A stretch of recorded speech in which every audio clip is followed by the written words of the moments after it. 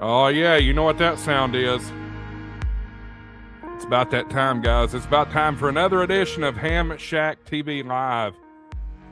Got 8 of you watching already. Drop the link in your Discords, your groups IOs, your Facebook groups, all that good stuff. Let's spread out the word. Get as many people watching as we possibly can. Tonight we're talking about the 13 Colonies. Very, very popular event. It's coming up here very, very soon. We got a special guest, one of the state coordinators for 13 Colonies. So very popular show tonight. Come on, spread out the link, and we'll be with you here in just a couple minutes. HamShackTV Live. Stand by.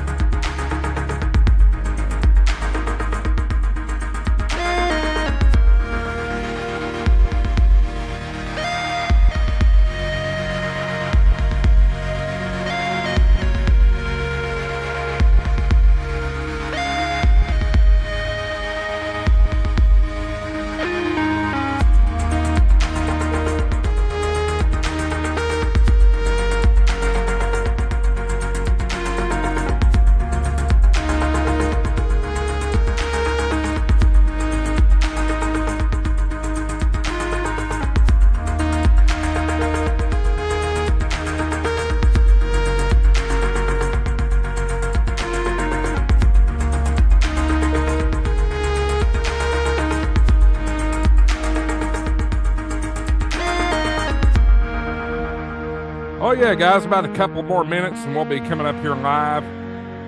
See a few more folks have joined. Make sure you share out this link. Get as many people watching as we can.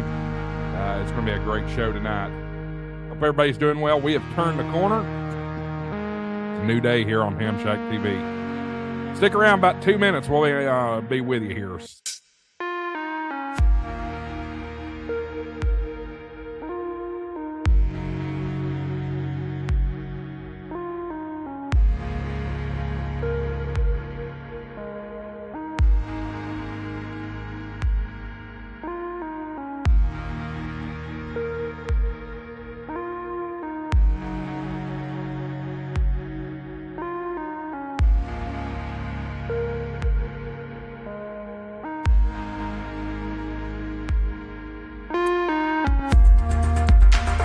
Shout out to Reset with Wit with Love You. Appreciate her. Love her too. That is my wife there, the YL. Well, I'm married, so she's an XYL. About to start, guys. Stick around. About a minute away.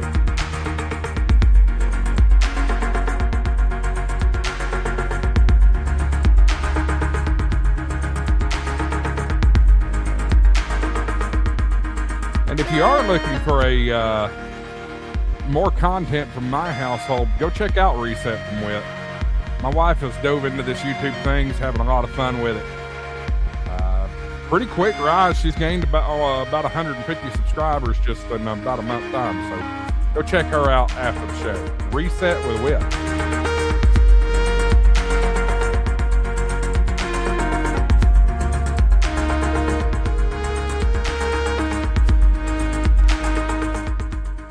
All right, guys, it is 8 o'clock Eastern time, 0000Z. So you know what that means. Light that candle.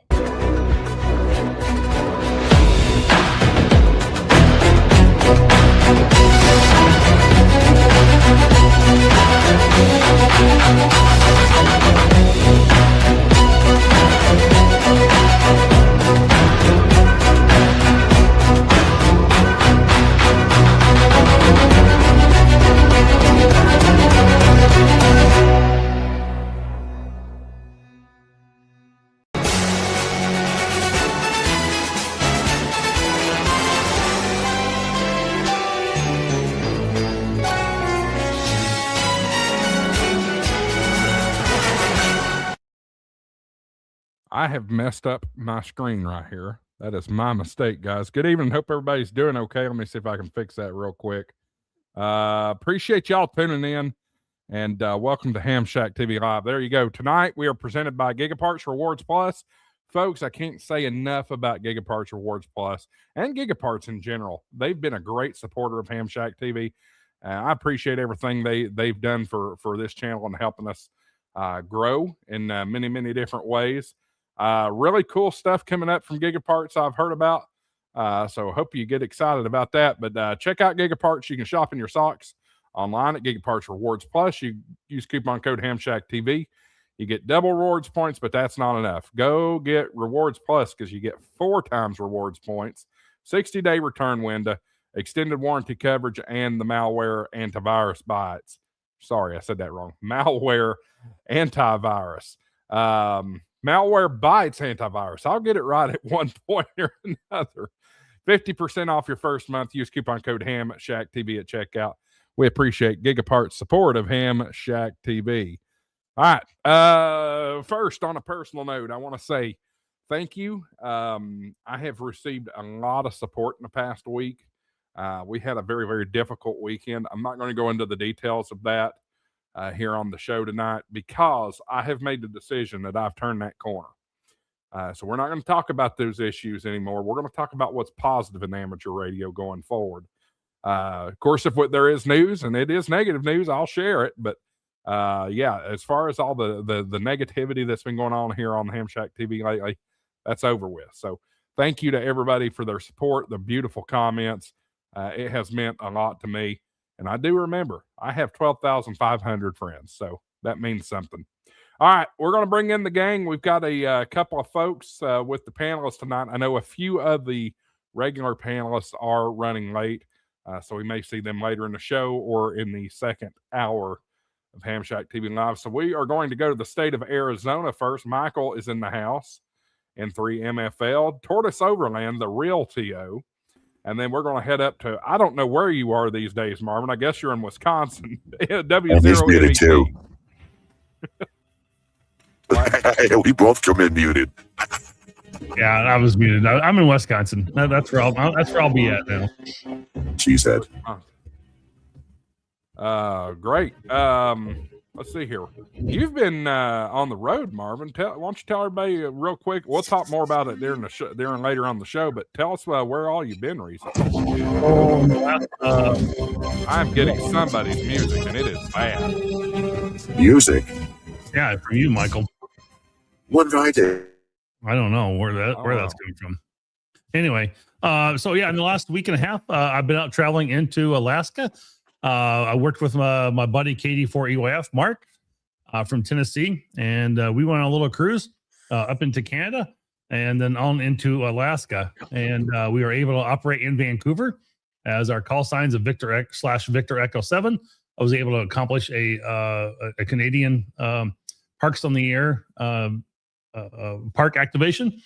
And then we were able to go up into I think we were in Juneau, and we went to a place called Cope Park, and it was a beautiful place to operate. And we were able to make 10 very, very, very tough contacts, and I think we actually made 11. And we struggled for every one of them. It was several hours to make just those 11 contacts. We had some great signals into the U.S. You get 5.7, 5.8, 5.6 reports.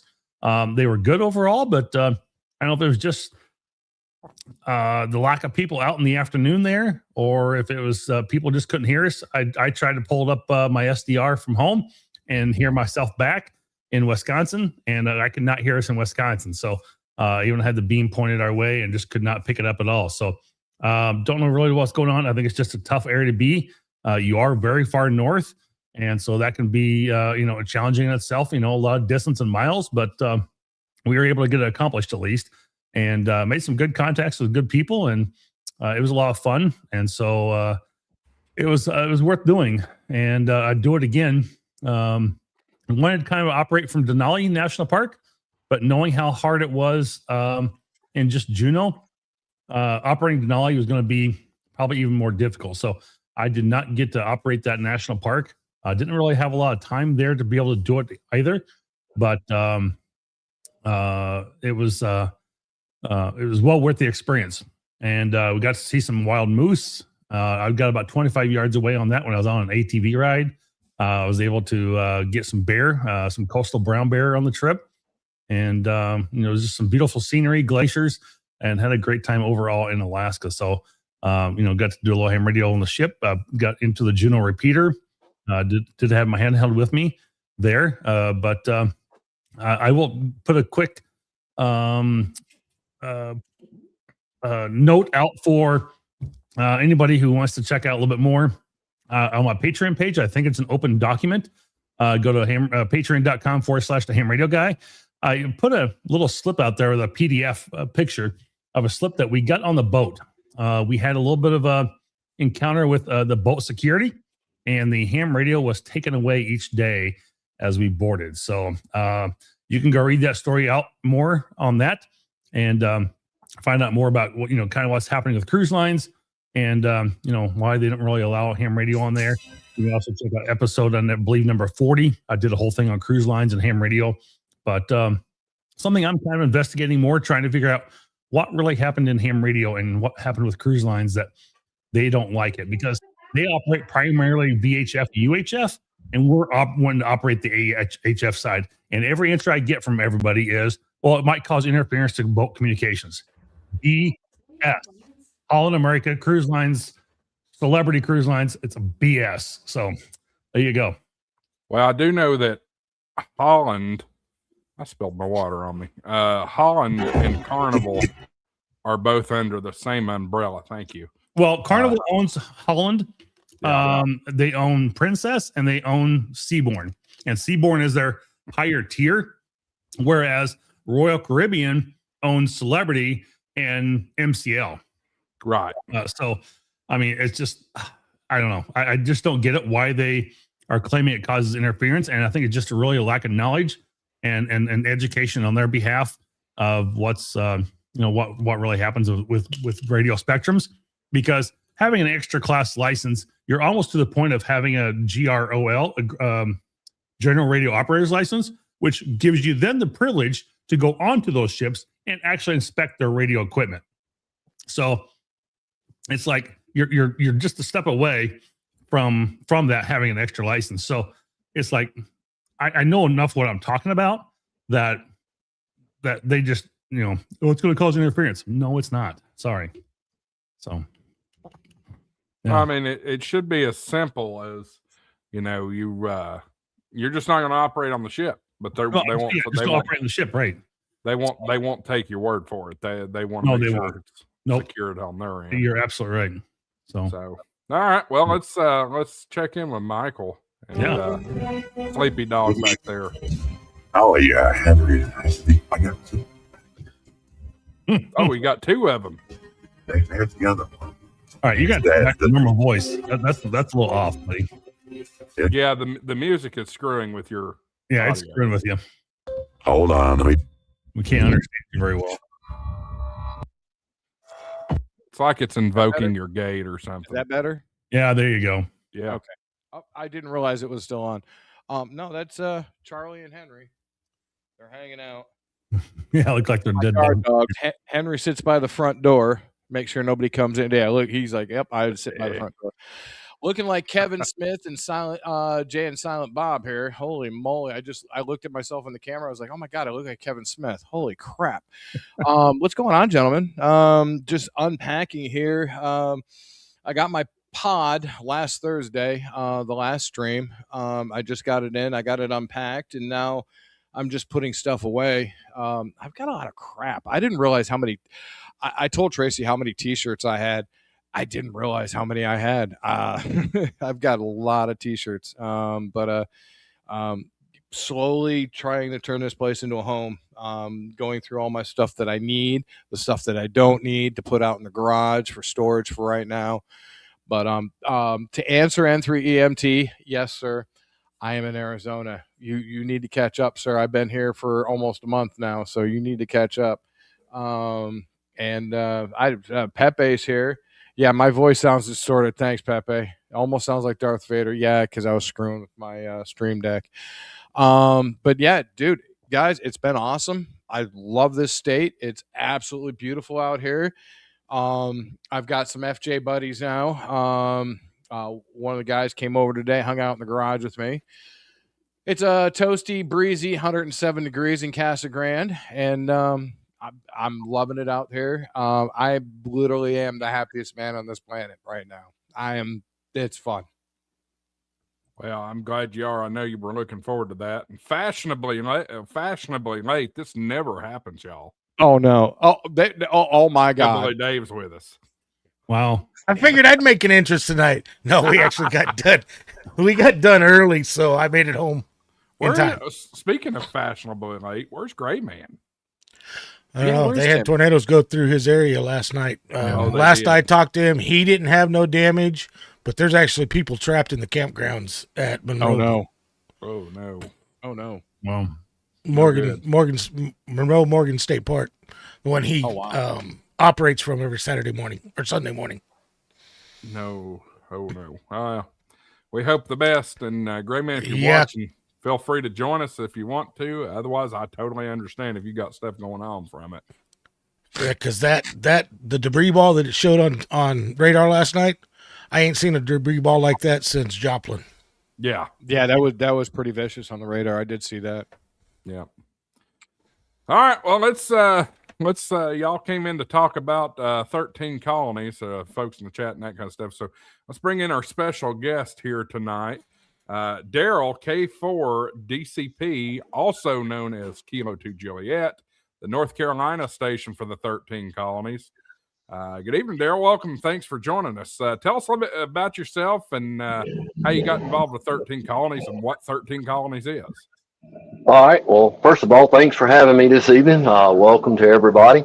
I started back in ham radio and been in the fire service for years, playing with communications and stuff like that. Just getting out there and love communicating and working on different things. And I started chasing DX and local repeaters and calling nets, and all of a sudden I had the opportunity, before I actually got in doing any contesting, I got an opportunity and got an invite if I would like to be a K2J operator. I had chased the 13 colonies for several years, trying to get all the different colonies to get a clean sweep to get a certificate. And then all of a sudden I got the opportunity to ask if I wanted to be an operator for North Carolina. And I was like, sure, I would love to do that. So I started doing that for probably 3 or 4 years, and then stepped into what they call the assistant coordinator for North Carolina. And then it wasn't too far along. I stepped into the position of the actual coordinator. Basically, I oversee North Carolina. We try to get the operators get lined up and getting ready for the whole 7-day event with the 13 colonies. And I have created not only me, but we've got about a total of 40 operators in North Carolina that are K2J operators. We have operators that can do FT8, digital, FT4, sideband, CW, satellite. Satellite's a big thing. We do we do a lot of 2-meter. But I got a really good team. We've been the top operator team for probably 2 years in a row. We've been in the top with the most QSOs made during 13 colonies. I can't take credit for that. I have to give the credit to my team and my core team. I've got an assistant coordinator and people under me that help, because when you start producing the numbers of QSOs made, during the 13 colonies, it went from a little small event to a very large event. And it's probably one of the most sought after ham radio special events out there today. But that's kind of an overview right quick of and we try to promote it and get it out there and get with a lot of the, local YouTubers and stuff, and people that don't know about the 13 colonies, get it out there. And it's really the support, and we really think about our veterans. Really, when you think about it, that's what it boils down to. If it weren't for our veterans, none of us could be here today having fun like we do. Yeah, absolutely. Let me pull everybody back in here. Hey, Mark. So I'm looking here, and that's you Mark. Go tell Mom. you guys can look as well. 13colonies.us is the website. This is a really fun event. I've participated about 4 years now, I think. I'm looking at this little document here, and Benjamin Franklin W3BRF. Is that a new bonus station I'm seeing? No, that's not a new bonus station. That was just that's really just kind of what you would say a mock-up. But no, that is not. We will. Oh, Yeah, okay. it's a Yeah. mock-up. We still run the three bonus stations. They're still the same: England, France, and the Philadelphia station. Yeah, absolutely. Interstellar Starman, my 10th great grandfather on my father's side landed in Virginia in 1633. So a lot of you that know your legacy or your heritage and that kind of thing, you know that this event means something to you because it's all about the founding fathers and the founding, and especially considering this year is America 250. So that's going to make this thing special. What are we, 18th year of this event, Daryl? Yes, sir. That is correct. Yes, sir. Fantastic. Well, somebody pick it up. If you got questions or answers or comments. Yeah, Daryl, how many roughly contacts do you guys alone make in as a total number of contacts in Carolina there? Last year alone in 2025, the K2J team did over 33,000 contacts in 7 days. I got, like I said, I got to hand it off to my team. It ain't my team; it's our team. I've got a lot of professional CW contesters, sideband contesters, and I always have to. I gotta say this. This is really funny because it's a short one, but being the North Carolina QSO party, I've been fighting for trying to get a first place in the North Carolina QSO party for several years now, and last year in 2025. Chuck, he is our QSL manager for the K2J. He beat me last year. Let's see, he beat me out. I think probably about a couple hundred QSOs in the North Carolina QSO party, and I sent him an email congratulating him. And he saw my signature page, and he called me. He's like, "Hey, I see you're the coordinator for the 13 colonies for North Carolina," and I'm like, "Yeah." He says, "How do I become an operator?" I said, "Well, you already did. You just didn't know it. You beat me in the QSO party, so you're automatically one of the K2J operators." But yep, I got to hand it. 33,000 is a lot for 40 operators in 7 days.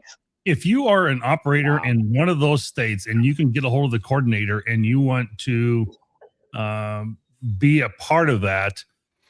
Being a former K2H, a Massachusetts operator, when I had a station there, it is a absolutely blast. It is a steroid on drugs, adrenaline dump when you are getting all these contacts shooting at you. I mean, they make over, Daryl, if I correct me if I'm wrong here, but I want to say it's over 250,000 contacts almost every year, isn't it? Yeah, the total. Sorry, let me get my. I got to get my cheat note out here. When the event first started, you were talking about all total like 12,000 QSOs. When Ken started, the original head of 13 colleges was like 12,000 QSOs. Now it's up into 292,496 contacts. So it's it's a lot of QSOs for everybody. And it's just incredible as an operator being able to operate that. I felt such a privilege to be able to do that. I tried to do it again this year, but the remote station I wanted to get into was completely booked up already. I mean, he had so many things going between 13 colonies, the World Cup soccer event, Lewis and Clark, and I don't know, whatever else he had going on for some other contest. He said, "I just don't have any more room for any more people to, have lease time on my stations." I said, "I get it. I respect it. I can appreciate it. Thank you for, at least, letting me know." So, unfortunately I won't be an operator this year, but, yeah, I'm going to look for another operator station for next year somehow that I can remote back into and do that again. It is an absolute blast. So. Yeah, you said something just a second ago. You're exactly right. If anybody out there is ever wanting to be possibly an operator for any of the 13 original colonies, just go to the QRZ page and type in, K2A or K2J, and there's contact information on there for the state coordinators, and just send them an email and say, hey, I'd like to do that, and they should respond back to you. And if they're not already, filled up for this year, put your name in the hat for next year, because there's people that drop in and out every year. So absolutely. There's usually a lot of times on the slots. I mean, I know the coordinator for Massachusetts, and there's a lot of, he has, like 20 some operators, but there's still a lot of time and slots available that don't get filled.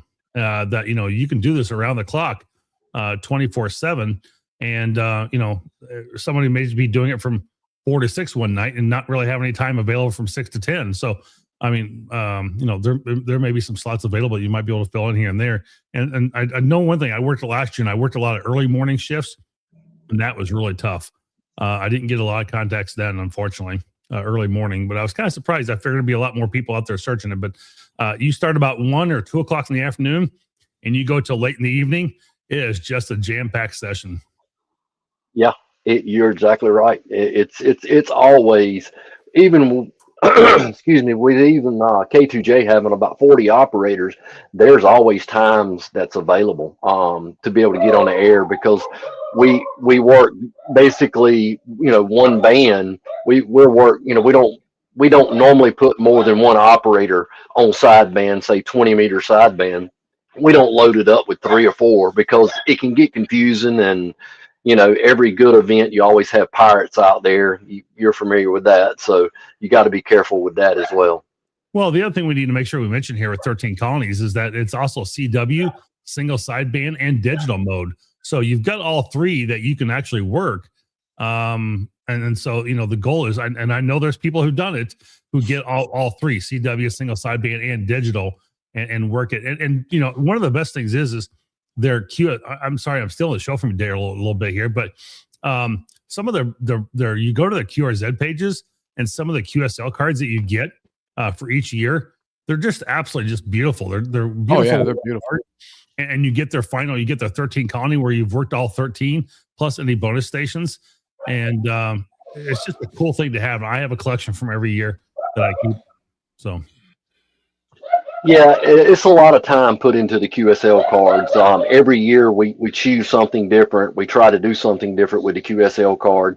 And for an example, for K2J, on the back of the card this year, on the K2J card, is the Halifax Resolve. It's where pretty much the independence was read there in Halifax County in North Carolina. So we try to represent different parts of North Carolina every year. And we change the cards up every year, the front and the back of the card, trying to represent everybody, give everybody, a chance to be represented throughout North Carolina. Yeah, like one year you had a bunch of battleships, and other times you had like battlefields, and Yep. You changed it up quite a bit. So for sure. Yeah, we try to incorporate everybody, even like Parks on the Air.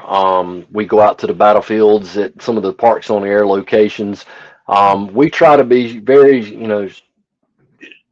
what's the word I'm looking for? Kind of strategically trying to get out there to draw the crowds and create the pile-ups and go to the very unique parks and stuff and battlefields and stuff like that. And as you're speaking with that, we'll still a reminder to come back to the Halifax Resolve. We'll come back to that here in a little bit later on in the show. Absolutely.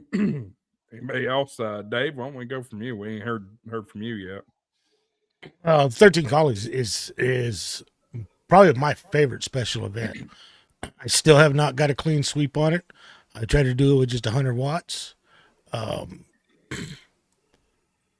Can't remember what regular station I missed last year for that part of it, but the French station, the only year I got it, then I couldn't get half the other ones. But that station is the one that usually stops me from getting a complete clean sweep. Yep. That's the one I can't ever get either. Yeah, that's the same with me. One year, I thought I was going to get it. Got the French station, got Great Britain on D Star, but I couldn't get WM3 pin. And usually I get that station every year, no problem. But I would say 13 colonies, and I've been doing it and I haven't sent away for any of the QSL cards. I think this year I'll send away to each of the stations I actually get them. Oh yeah. Should have sent away for them before, but I want that clean sweep, and until I get the clean sweep on single sideband, I'm not even going to try to sign up and operate as a operator. I want that clean sweep at 100 watts. Well, it's probably if for those who are going to do QSL cards, they do print a limited number of QSL cards. Again, Daryl, change me if I'm wrong, but here, they do have a limited number of cards, and sometimes they have ran out. But it does cost put it this way, cost each state a little bit of money to be able to send and receive those and buy them. And so you put your card in and put them in early, and so there you go. Oh, that's party. Yeah. That's party, clean sweep, baby. I've done it. But did you do it 100 watts, or were you using your amp? My amp is destroyed, but at the time I didn't have an amp at the time. Oh. So no, has nothing to do with the amp. No, but it sure makes it easier. Yeah, it does. Yeah, it does. Just what I'm saying is, though, for those who are going to send in a QSL card, send in. I don't care if it's $2, $3, $5 or something. It just helps offset some of that cost of their shipping, the stamps, and the QSL card cost, because there is some associated with it. So as much as we are cheap ass hams, I'll say it, put a $1 or $2 in there to help offset some of that cost for them. They do appreciate it. So go to the bank, get $21 bill, and throw some dollar bills in each one of them. So, and Interstellar Starman, yes, D Star counts. Yes, D Star does count. Yep, it's a digital mode. So it is. The chance of you getting a clean sweep if you're just solely relying on D Star is probably slim. But it's still fun to participate. Only station I've ever seen on D Star is Great Britain. It's the only one I've ever seen on it. Really? I think I've seen a state or two on there before. I think. Yeah. We try to run. When I say all bands, all modes, I mean we run all bands, all modes. We even run 2 meter, believe it or not. Because some of the locals, love to get on 2 meter simplex and try it. But yeah, pretty much all band, all modes. We even have some operators that will do some AM stuff on AM as well. Right. Yeah, the AM. You know what? I love AM, but I'm not gonna. That's just mode talk. Oh, if I see him doing AM, I'll try to get him on AM. AM's to me that's the best form of voice. Well, my mama always said I had a voice for radio, or was that a face for radio? No, you've got a face for radio. That's right. I'm not even gonna comment on that. Nope, I'm gonna leave it alone. I tell you what, though, I've done 13 colonies a few times, and I can never get the French station. I have everyone but the French station because every time it comes up, it gets completely swamped. And I wanted to do it 100 watts, voice, and that's it. And I would switch bands, and it was hard chasing them a couple years.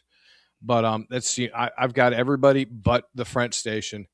And it was just kind of frustrating because I can hit Europe with no problem when I lived in Mass. And yeah, it drove me nuts that I could not get that French station because every time they would pop their head in, they were completely destroyed by hundreds of thousands of your favorite hams because everybody wanted that station. So QRO hams. Oh, dude, it was so frustrating. And I'm like, I can hear him 5, 9 plus. He's 10, 20 over. Just can't hear me over everybody else. So what am I going to do? Technique. Yeah. I'm constantly sliding off a few KCs, doing all kinds of stuff. I mean, I only casual contest, but I know how to do it. If I had time to where I could sit down and do it, I actually enjoy it. But there's little tricks that even at 100 watts, you can bust those pileups. Especially if you're a QRP operator, you learn those little tricks because Yeah. that's how you bust a pileup. Well, you know what I think I'm going to do this year is I'm going to sit Tracy down and I'm going to have her record my CQs and do what Vaughn and Julie do and Ah. just hit the voice on there. I will say though, K2J, I've only had 1 year I had a hard time getting you guys. And because normally in Missouri, I've got a pipeline to North Carolina. And I think it was 2 years Yeah, ago. I've never had a I problem don't with know. K2J. I don't know what it was. What was going on? You guys were one of the stations that I couldn't get. Wow. I mean, because I will tell you, K2J, if he was to go and see any kind of news on Facebook or anything like that saying, we don't never hear a K2J operator, I was like, well, you better check your antenna because, I mean, we've got a ton of operators. And And that's I've seen especially on 13 Colonies Facebook page, I've seen that a lot. And it just 2 years ago, and I don't know if it's the band conditions every time I tried or what, but that was the only year that I couldn't get you guys. Because normally I can see somebody spot you guys on DX Summit, switch right to the frequency and start playing little tricks, and I get right in and get you guys. yeah, I mean, when I say we've got, and it ain't so much when I say the big guns, but we've got a lot of big gun stations that when I say have mega towers, beams, and I mean, believe it or not, I know a lot of people's going to say what, but I've got a little trick that I do for our friends hams out there on the West Coast. We will basically take a hex beam because I live what you would call on the East Coast. I live Franklin County, North Carolina. Turn the hex beam west and pretty much chug at about 250 watts and sit there and just work the West Coast. And those guys love it because they say we very seldom get to work any of the 13 colonies, but just turn your beam towards the West Coast. And those guys love it because they don't never get a chance to play because nobody don't think about it. They don't think, hey, let's go out to the West Coast and play a little bit, But yeah, you're right. It's and I'll be honest with you.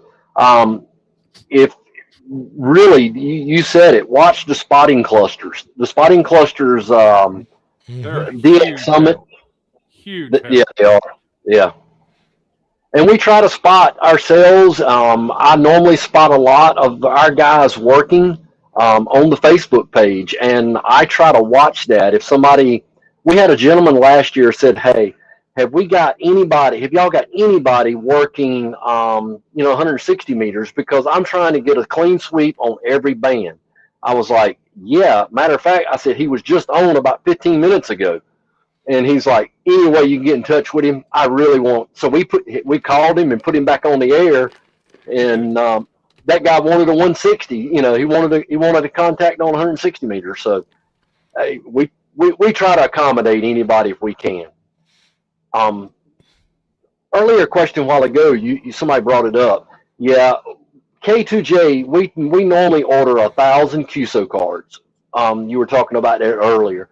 So we try to cut it off at 1,000 QSO cards. That's what we order in the very beginning, because if you send a request in and ask for a QSO card from K2J, you're going to get one, whether you send a $1 donation or whether you do a self-stamped envelope or not. If you show that you made a contact with us and our QSL manager Chuck, he will send you a card back. We have always ended up sending out close to probably 980. Last year, K2J sent out 980 QSL cards. Everybody that requested one got one. If we do run out of 1,000, we will buy more. I got eat up last week on Facebook. If we couldn't afford no more than 1,000 QSO cards, why don't y'all do something different? Well, you got to put a point somewhere, because last year I did all the QSL myself, and after July 7th, I was still doing QSO cards in December. Wow. And yeah, I mean, and I pretty much did it right by myself, and my YL, she helped me some with it, but it didn't take but a little bit. You can't do it all. You got to have help. And luckily this year we got a QSL manager, and we do a lot of stuff electronically. And I'll get on that certificate too in a little bit, whenever y'all want to do that. This year it is a major change with their certificate coming up. So that's that for this year in 2026, which is pretty cool. You want to go ahead and just talk about that now? Yeah. Yeah, go ahead, go for it. Sure. Yeah, Yeah. As earlier I was saying, it used to be, when I say a one-man show, Mr. Tony Jones out in McAdenville last year was the head of the 13 colonies, and he did every one of their certificates by hand. When I say by hand, he printed them and actually went back in, typed in someone's call sign. So if you go, if you requested a copy of their certificate, he worked every one of them by hand and packaged them, and sent them back out to everybody. Well, when you start talking, 292,496 contacts, say half of them ask for a certificate. That's a lot of certificates, So this year we've gotten very lucky. It's not on our website yet. It will be coming out soon. But this year, if you want an electronic copy of the certificate, you'll be able to go in to the website, 13colonies.us, go to certificate. You basically go in there, you log in, you put your call sign in there, and you basically hit enter, and it'll say, what address would you like it sent to?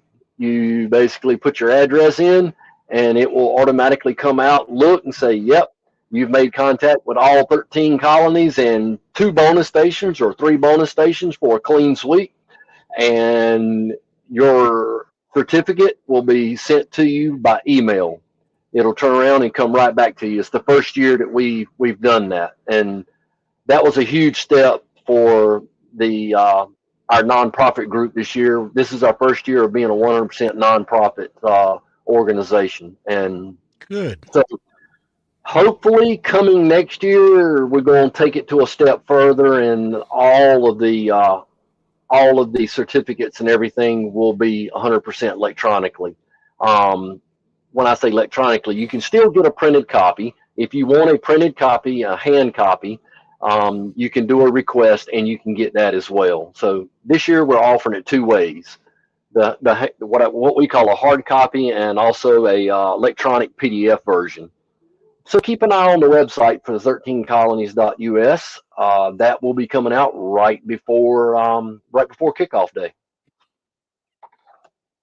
Wow, that's a really cool improvement. That's gonna be really nice to be able to have that and be able to see that. That's really cool.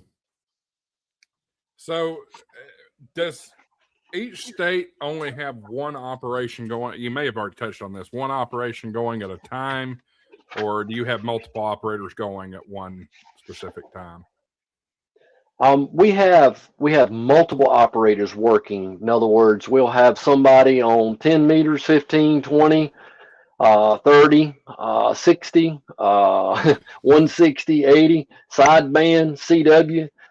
For the first, pretty much the first, I'd say the first half of the 13 colonies, we operate one person sideband on 20 meters. I'll use 20 meters for an example sideband. We will only have one operator on 20 meter sideband. We'll have a operator on CW 20 meters. But the last 24 hours, we open the gates up. When I say open it up, you're liable to see 5 K2J operators on 20 meters. We'll be up and down the band because the event's just about over. So the rule is, from the 13 colonies, the last 24 hours, it's go for it. Get everybody that you can get in the log. Fantastic. And I'm looking back at this this certificate once again, and it actually has the 250 America down there. So guys, this will be a very, very important one for you to get for your wall, for your book, like I have. You want stuff that has that 250 on it. I know a lot of operators are trying to get the ARRL and the QRZ 250 America Award. This is another way to get another award that celebrates the 250th anniversary of the United States. Yep. This is the big year, the 250th anniversary of our independence. Mhm. And it's not only like you just saw the certificate, you can go out there and start looking at some of the different QRZ page. There'll be some QSL cards with the 250 on it and some other special stuff that hasn't been released yet. That's going to be going on. And I'll touch on a little bit for K2J here for North Carolina. I'm not going to tell everybody exactly what it is, but I would strongly suggest you watch our Facebook page, and I'll say July 1st and July 4th, you might want to pay attention to K2J because we've got a special event inside of the 13 colonies. K2J always does a lot of special things to draw crowds, draw the QSOs in, but we're going to have a big special event inside of the special event. So be the lucky one out there during July 1st and July 4th.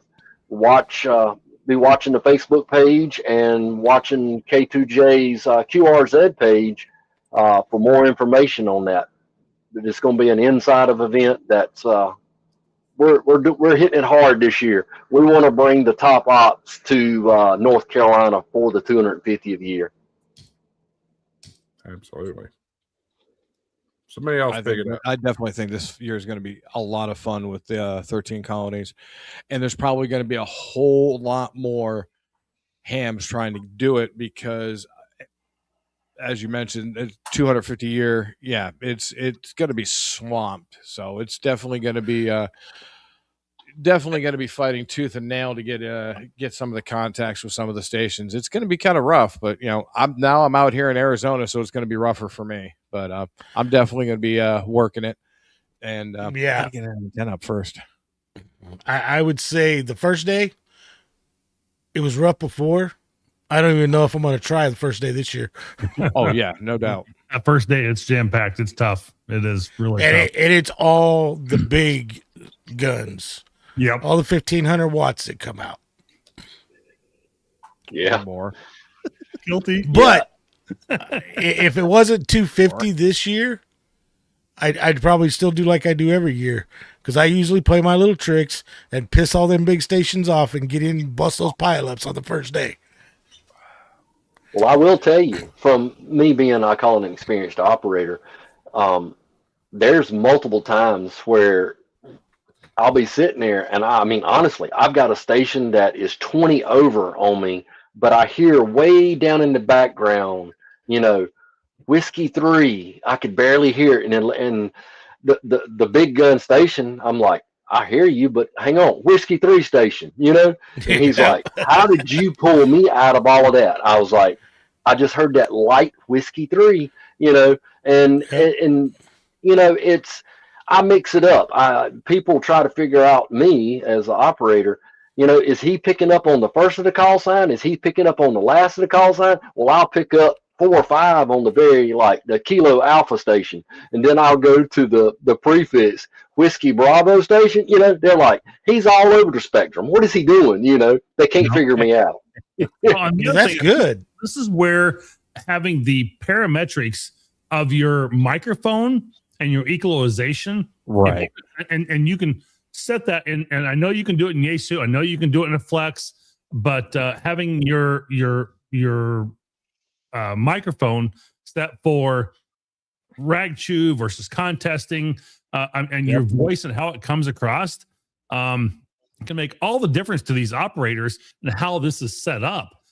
Because a big deeper voice, when you get W0 MET in there, I mean, I can just boom in there at somebody's station, but you get somebody that's in there a little bit later, and maybe they're older or whatever, and it's like OPS, and it's like barely hear that. You want that sometimes that boom in there. You want that punch to really come at you, and that can make all the difference in the world of getting through sometimes. Daryl caught on to what I was talking about when I was sliding off 1 or 2, 3 KCs. People don't realize I might only have 100 watts, but I'll guarantee you if I slide off those couple of KCs, they're going to pick me out of those 1,500 watt stations because I sound completely different than everybody. Yeah. Yeah, it's almost what I call piercing. You're almost penetrating, piercing it through there, and that's you're exactly right. You can drop down like that, drop a few KCs, and it's amazing what that will actually help and do. Yeah, I set those settings for my Yaesu. I set them for my Flex Radio both, and it really makes a difference when people can really hear you and get through. So it's very important to set those. So and everybody can be just a little different. So I can't really tell you that, hey, these are my primary settings. I can give you a pretty good range to be in, but you may have to adjust a little bit for yourself as well. So I mean, reach out to me, always at W0MET, the Ham Radio Guy, if you want any questions on how to do the Yaesu. I can help you out there. I can't do much with ICOM. I don't have an ICOM to really do that with. So most people would probably go, I set mine up wrong the way I set mine up. My automatic gain control is 100%. I do it complete. Everything's controlled through my mixer and then the parametric EQ of the radio. I don't let the radio with the automatic gain control any of my audio. Okay. Yeah. Hey, Dave. Mm-hmm. You can have our naturally deep voices, but you can always go like this and say CQ, CQ, CQ. Let me tell or you you something. can do like I did when I was in California and have my granddaughter throw my call sign out. Oh yeah, you get hammered because you're like, oh my god, in there. Yeah, your parametric stuff doesn't matter if you've got a YL to say CQ for you. Hey, this is what I was saying. I was gonna have her just do the recording on the 7300 Mark II. So just have the YL do the recording and you play it and you come back. Exactly. W0MET. So back to 13 Colonies. Now, Daryl, you said you guys try to do all modes. So North Carolina tries to get on a D-Star? Yes, we will try. We will have some operators. We'll probably have 1 or 2 operators that will play some on D-Star. Yes. I'll have to watch that this year because, like I said, the only one I've ever seen on D-Star is the Great Britain station. He does it every year. Yeah, and we have a satellite operator as well that runs satellite. I have no clue anything about satellite. I've watched. Is he running linear birds or is he running FM birds? I think I'd have to ask Michael. I think he runs FM. I think I've never been out with him doing it. I've only played with some satellite once or twice at field day or something. But he is. Last year he made 40 contacts on satellite, and everybody else is like, y'all made in 7 days you did 40 contacts on satellite. I'm like, well, actually he probably did that like in 1 weekend. He went there, he hangs out at the beach and he's out there on the beach and he's doing satellite. But yes, one more reason to get my 9700 set up then. Yep. I'm trying to remember Michael's. I can't remember I keep saying Michael, but I was going to look. I can't remember his call sign. But we only have. Do I now? I said the N3 MFL. Is that it? No, that's who's sitting right next to you. No, man. You got me on that one. Yeah. Okay, I'm the new guy. You got me. Yeah, that's Daryl. But no, we like I said, we have fun doing it, getting out there and having a blast and trying to do it. That's really what it's all about. Sure it is. How long? We may have already talked about this. This is what, 7-day event, 8-day event?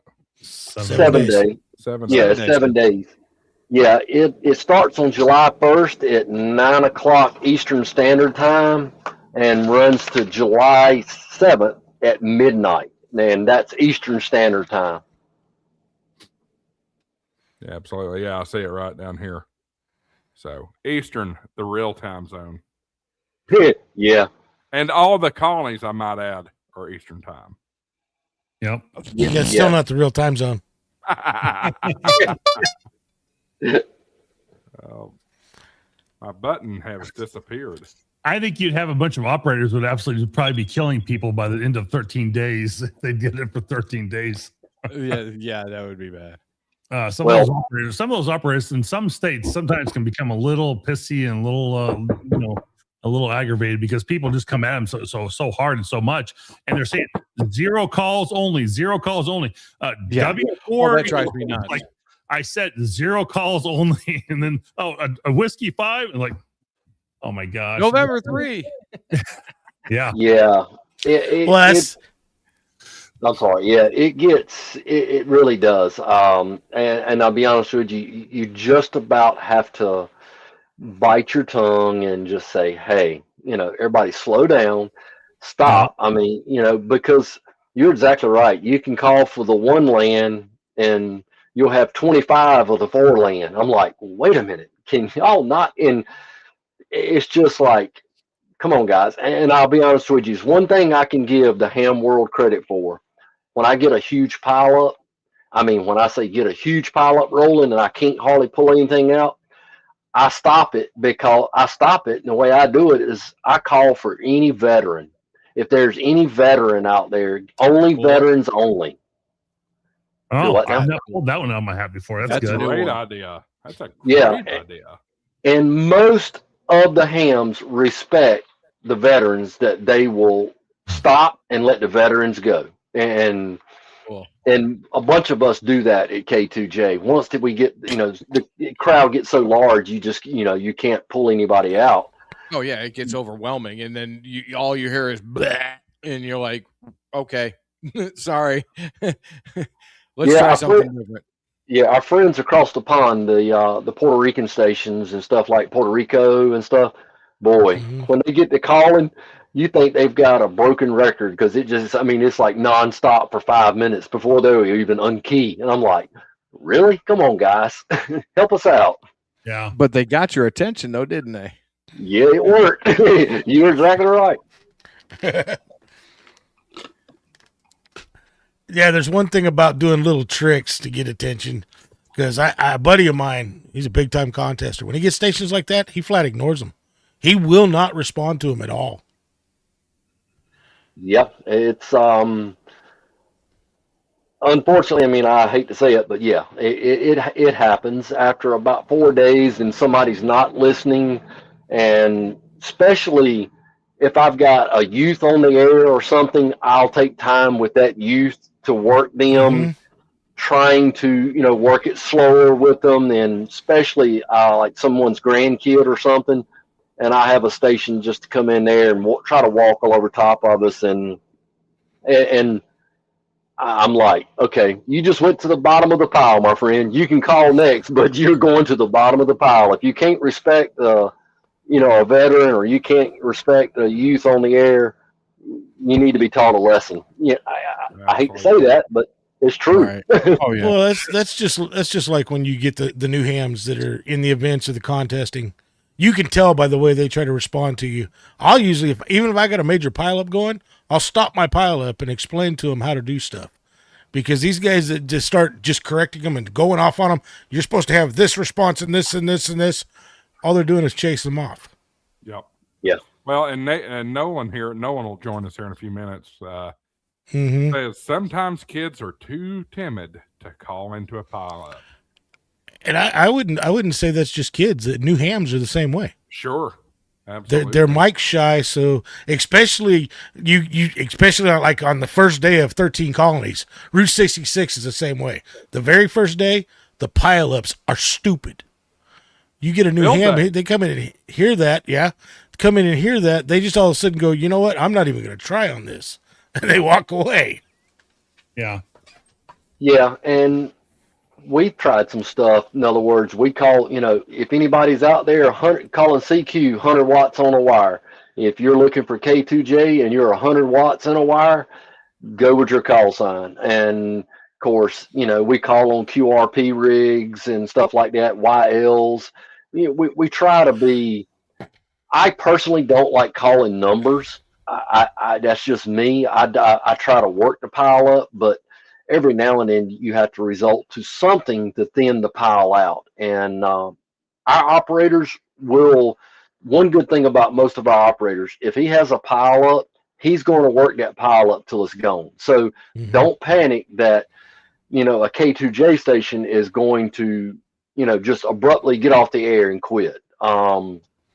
Unfortunately, there has been some colonies that don't have that many operators, and the hams get so in there, packed in there, like you threw a chicken leg in a dog pen. And I know the operators. I know some operators last year reached over and just turned the radio off and walked away. He said when they learn to act like a legit ham or a legit amateur radio operator, I'll go back to that and create a pile up. Create the pile up again.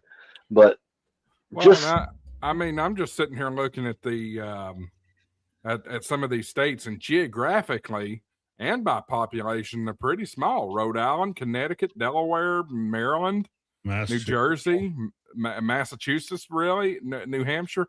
Just by land mass, they're not a lot. So you got to think there's probably not as many hams either. So I'm sure it can be a lot of work and frustrating on some of these operators.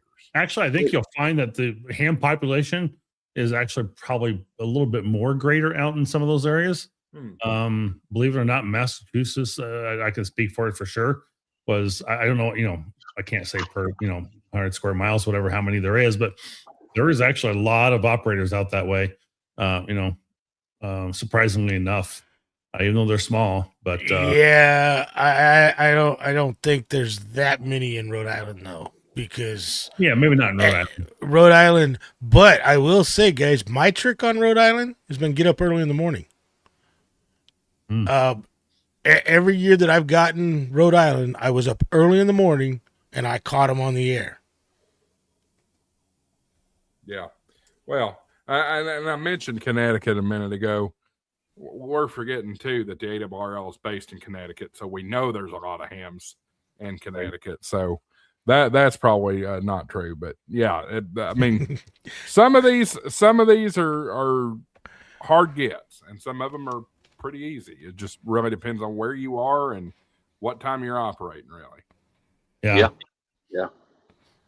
I can't remember which colony it was, but they only had like 4 operators, and it was last year. I think it was last year. They only had 4 operators for that colony, and they did a heck of a job. They stayed busy for 7 days, and it was an older gentleman, and not age doesn't have, but he kept the same speed, the same pace, and he just I listened to him and I was like, he's got it down to a science. I mean, it was amazing to listen to him last year, but he did good.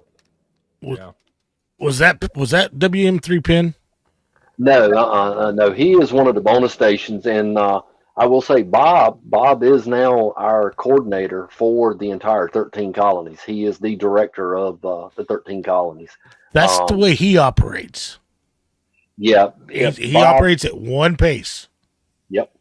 Bob and Bob also, I mean, he's got a pretty nice station set up, and he gets Philadelphia out there on the air, and he works it. Matter of fact, I think he's working the World Soccer League right now. He's doing that special event, so he's getting a double dose. He's working that event and coordinating part of that. I forgot what it's called now, but the World Soccer Series or something. The World Cup. The World Cup, yeah. Yep. And he's going to roll right out of that and roll right into the 13 colonies. He asked for it, and the old sign is like Toyota. He got it. Yeah, there's 2 special events that I look forward to every year, and that's 13 colonies and Route 66. Yep. Those are my two favorite events, and those two special events have probably some of the best operators out there that actually run the special event stations. Yeah, and I also want to point out too, I put the wrong guys up. There is a specific log that you have to submit for your awards on this, and this is it right here: 13colonies.us/log sheet. But if you're on the website, it's right there. So you'll want to report date, UTC, frequency, signal, report, and mode. And then down here at the bottom, excuse me, you can mark what endorsements are. So if you did all QRP, there you go. If you did all phone, blah, blah, blah, blah, digital, that kind of stuff. There is a donation request, and guys, support these guys, because this isn't free to do, especially to print this stuff and ship it and all that kind of stuff. Take care of their donation request, or maybe throw them a little more if you can. Fill in your address, mail it in, boom, you get your stuff. Yeah, and right now the 13 colonies has no major sponsorship right now at all. It is just what you just said. If you drop a donation in, it helps out for someone. And I will say, we will not deny anybody if they send in for a certificate or a QSL card. There's no colony out there that will say, okay, you didn't make a donation, we're not sending you anything. That's not the way it works. If you send something in, we will send you something. But please, if you can make a donation, it will go and help any of our veterans or some of our, fixed income hams that can't afford, but they would like to do it. So we have operators take money out of their pocket. We have colonies that take money out of their pocket to make it happen, and that's okay. I mean, that's what it's all about. Remembering our forefathers, back in time. Absolutely. Marvin, I think you were about to say something. I was just agreeing with him that they take money out of their pocket, and anything you can do to give a little bit of a donation to them, they are greatly appreciative of that. And I know one of the things that Massachusetts does is that they'll get he'll send the request out to everybody, but then we'll get a date set on a Sunday afternoon, and we go through and do all the QSL cards as much as we can in one day. About a week or two after the event, and then there's a couple others will trickle in. He'll kind of take care of those on his own, but be patient with the cards.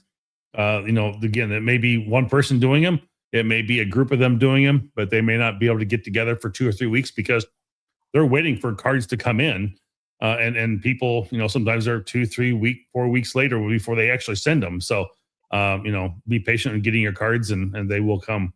So. Our friend Tim out in Guam, EOD Kaboom. So for those who don't know, what are the stations and what are the bonus stations? Take us through that again, Daryl, if we haven't already.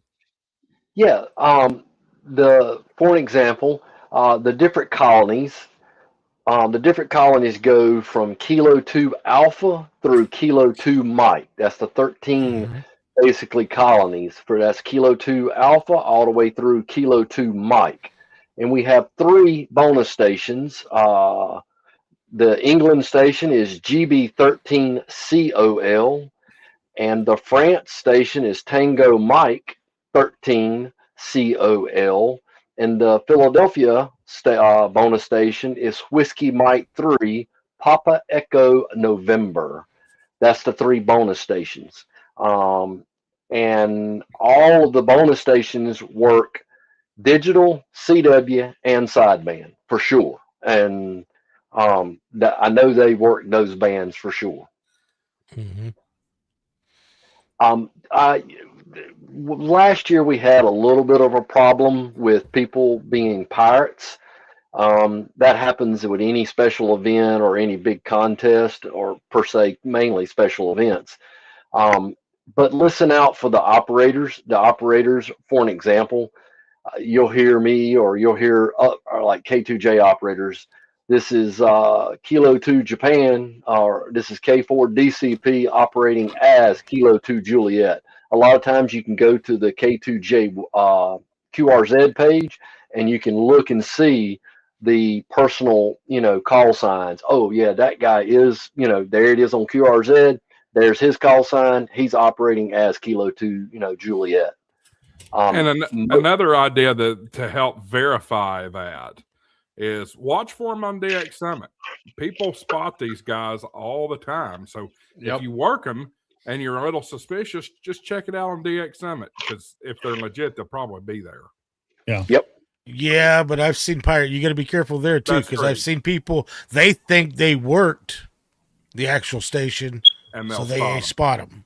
Yeah, that's true. Yeah, and we know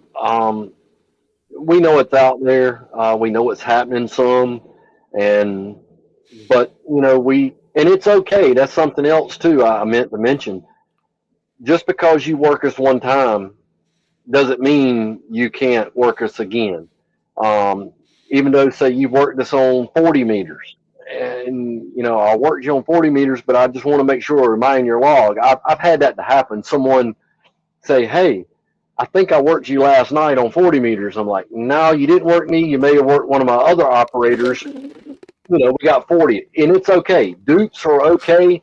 It's we don't get bent out of shape. It's perfectly fine.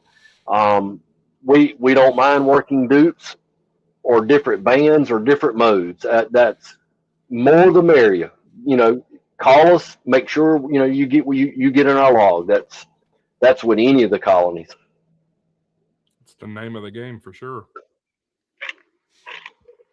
And like he was talking about earlier, try to work them on all bands. I mean, that one year he had a guy reach out to him so he could work 160 to work all bands. Mm-hmm. We'll try to accommodate. Like I said, our email address is on our QRZ page. We monitor Facebook. K2J K2J North Carolina 13 Colonies Special Event is our Facebook. We monitor that closely during the 13 colonies. If you got a special request, we try to meet your request. For sure. And I was just thinking about it. It'd be a really, really cool award, and it'd be a heck of a challenge. Hell of a challenge. But what if you could work each station and the bonus stations on all bands? That almost sounds impossible, but I think that would be worthy of a plaque if you could pull that off.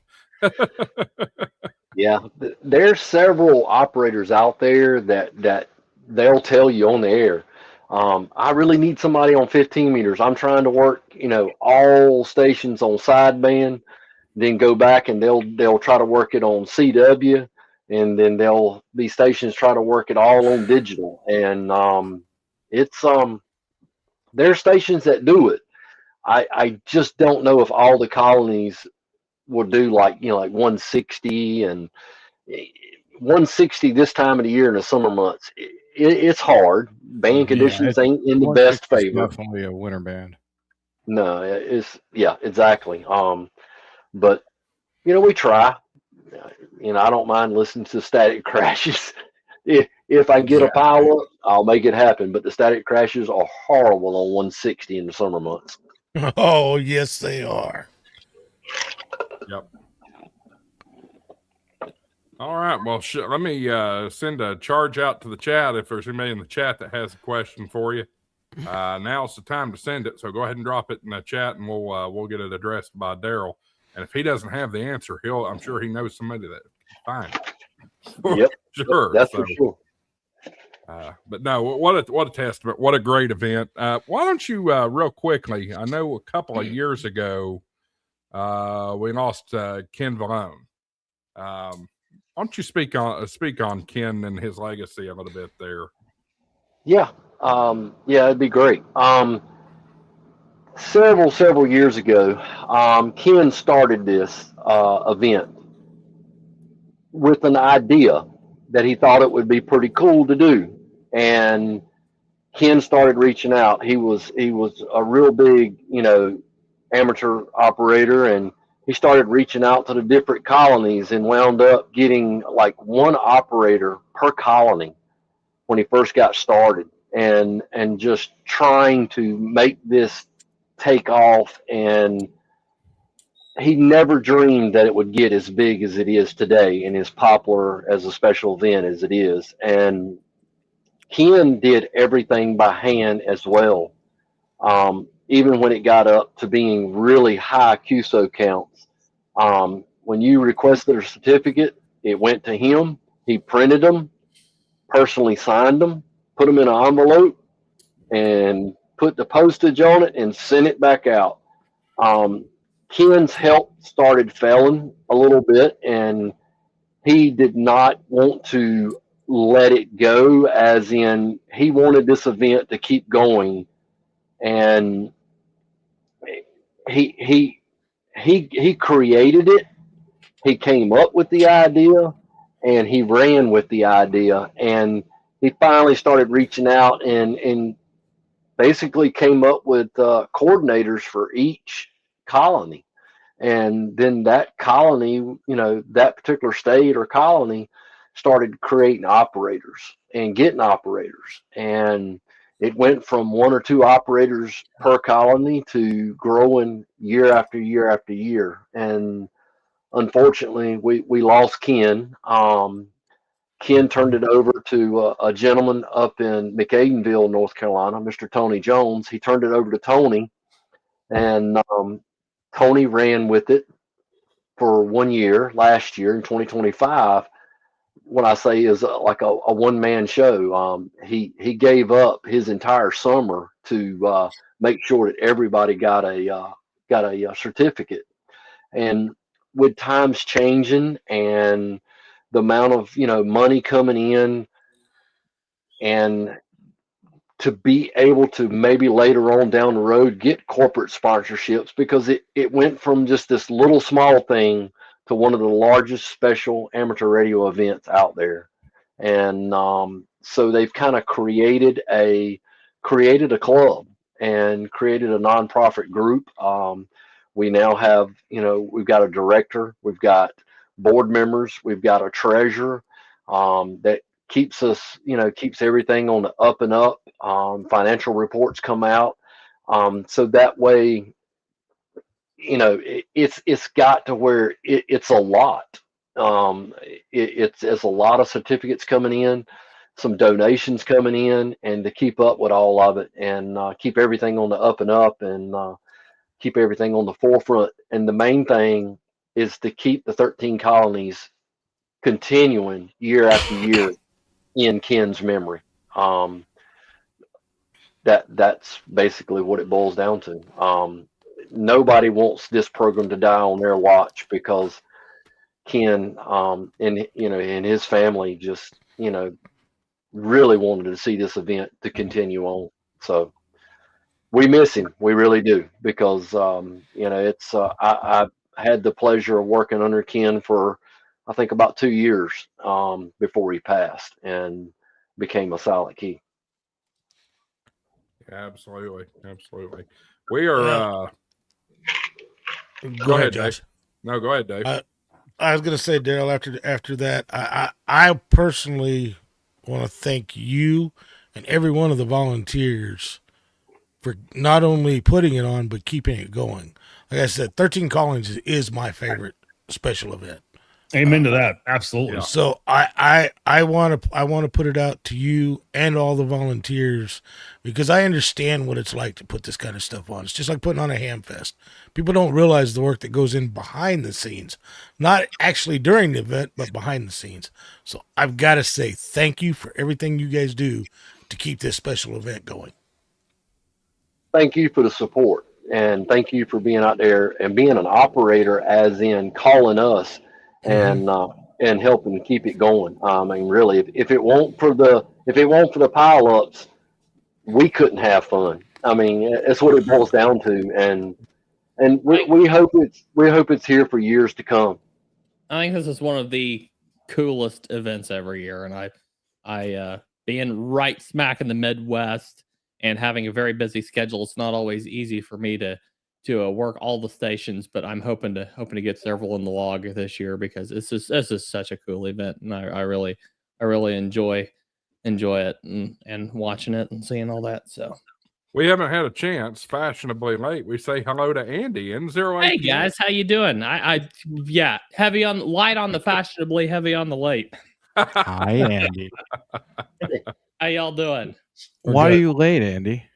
I am late because I worked late, and then I ate supper late, and then I took my 2-year-old out and swung her on the swing for a little while. So I was going to say, the wait, most you important work? thing you could do. yes, it was.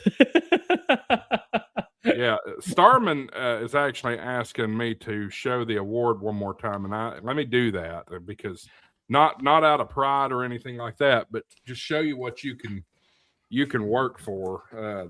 Do you want a POB, sir? A POB? Yeah, pat on the back. Sure, sure, I'm all about that. But this is what they look like. So This cool. was Beautiful. 2023, and you can see by my pinky finger there, that's the clean sweep. That's what you get if you get them all. That's so cool. Got to catch them all, Pokemon. We were able to do it. Hey, Correct are me you if all I'm- doing? Are you all doing the Daryl? Are you doing the names as well again this year? Because I see William Floyd, Thomas Jefferson, so on and so forth there. No, I don't think so. Actually, the certificate that you brought up just online a minute ago from our website, that is our certificate this year. That is the actual certificate that you'll be getting this year, with the 250 on it. Nice. Yep, that is this year's certificate right there.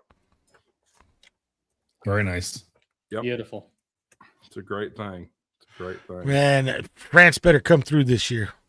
Yeah, right. Yeah. There you go. I But hate is to it- knock on the French, but my goodness, that is the complaint I hear every year is TM13 Colonies. Well, the thing is, usually when he is on, the pileup is insane. How many stations work that TM13 Colony, Daryl? One. No, he has an amazing station set up.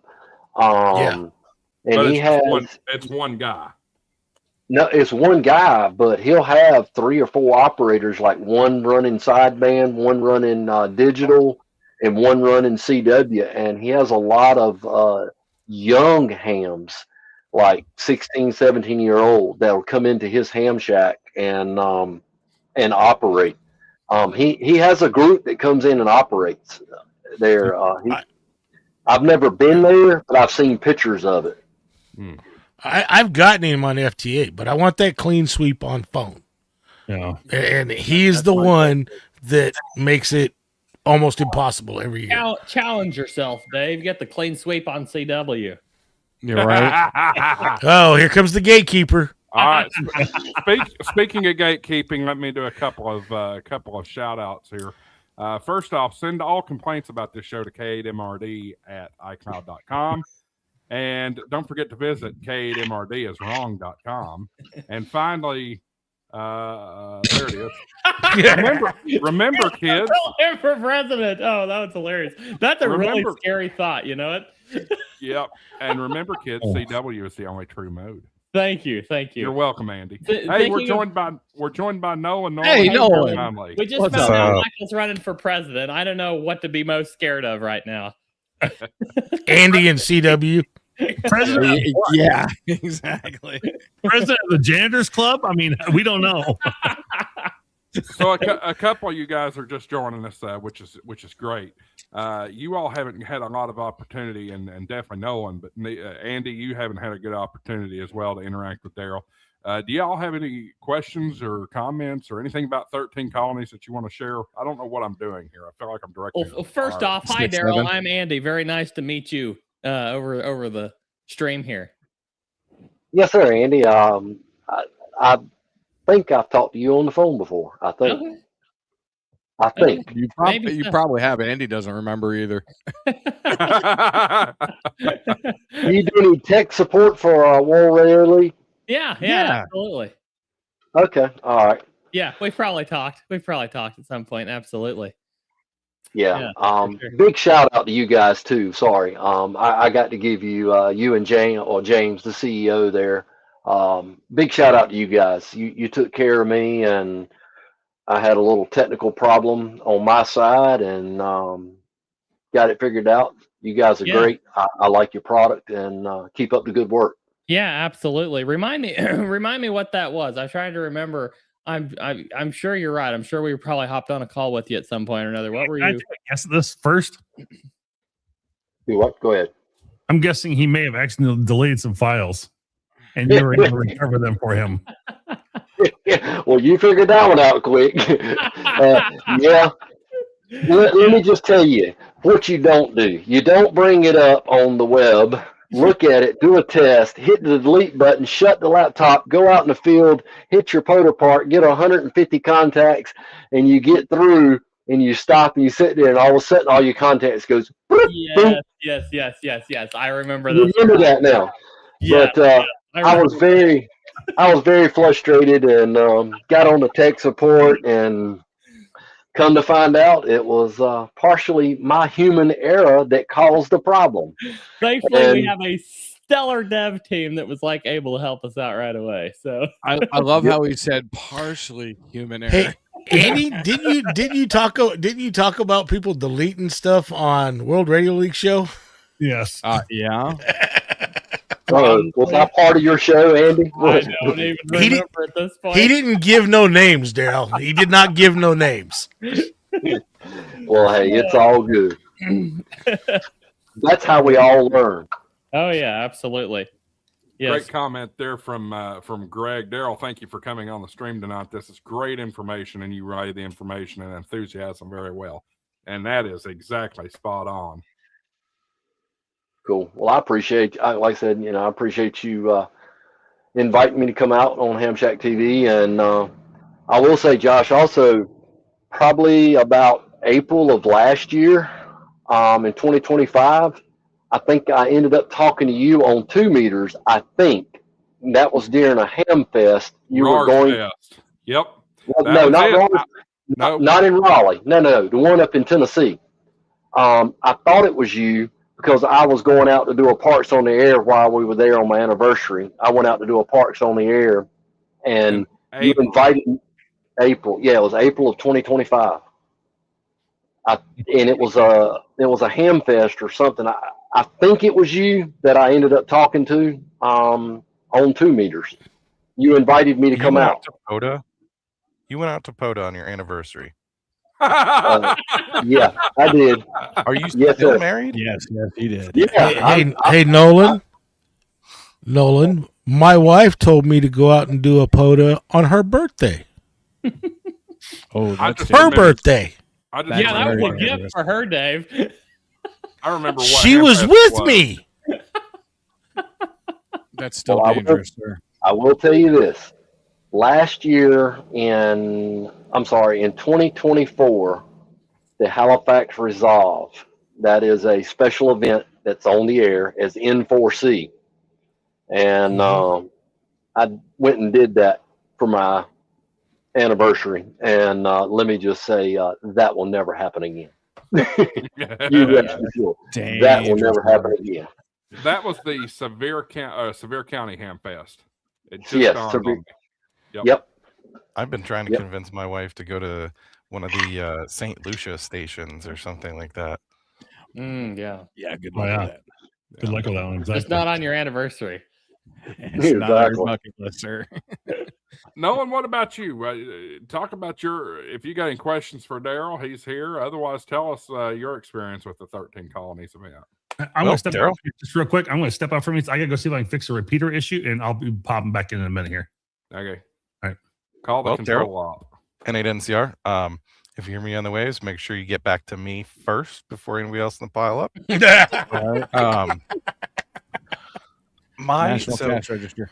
It is actually, that's what I default to. If people are like, what's the suffix? What's the suffix? I can't understand the suffix. National Cash Register. People get it right away. So my experience, with the 13 Colonies is every year I try, and every year I miss like 4 or 5. But this year, so everything I do in radio is always kind of like an experiment, and it's a learning process. And every year I want to do something better than I did last year. And that's really how I do a lot of that with field day. Is like I'll go all in on field day, and then I'll make a tweak, and then I'll do something just a little bit better. So this year, in order to try and get those couple of tricky stations, in order to try to break that pile up, I invested in a directional antenna. So I'm glad to say that thank you, Chris. The Buddy Hex finally arrived at my house, and we are going on day 3 now of not being able to set it up due to prior commitments. So we will likely have a day 4 that I'm scheduled to also have prior commitments. So I know I'm going to be the 0 for 4, but hopefully we can get that set up and on the air soon. That's so working, 13 colonies, any special event, it's always going to be a challenge. But once you kind of find those little tricks that you learn from other people, Josh, I don't know if we mentioned any applications that you can enter in a call sign, and they'll actually send you a notification saying, hey, this station's on the air on such and such a frequency. Ham alert is a good one. Ham alert. Yep. I got them all. I got all 13 colony stations in my ham alert.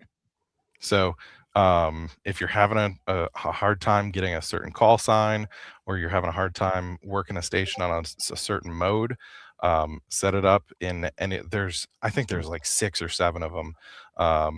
Again, the number 1 just came up. So who needs to change your smoke detector batteries? That's all that you can always default that to Michael. I don't know what you're talking about, sir. Yeah. So anyway, make sure you get any of those hard to work stations set up in any of those alerting programs. Keep an eye on the DX clusters. Those stations are usually spotted. If you don't know what a DX cluster is or what a cluster is, that's something we can talk about it. Those are about all the tips I have. Josh, did we talk about working split too? No, we have not. Oh, so God, that no. So that's another thing. If we, I was driving, I heard you guys talking about, big pileups. Sometimes stations will start working split.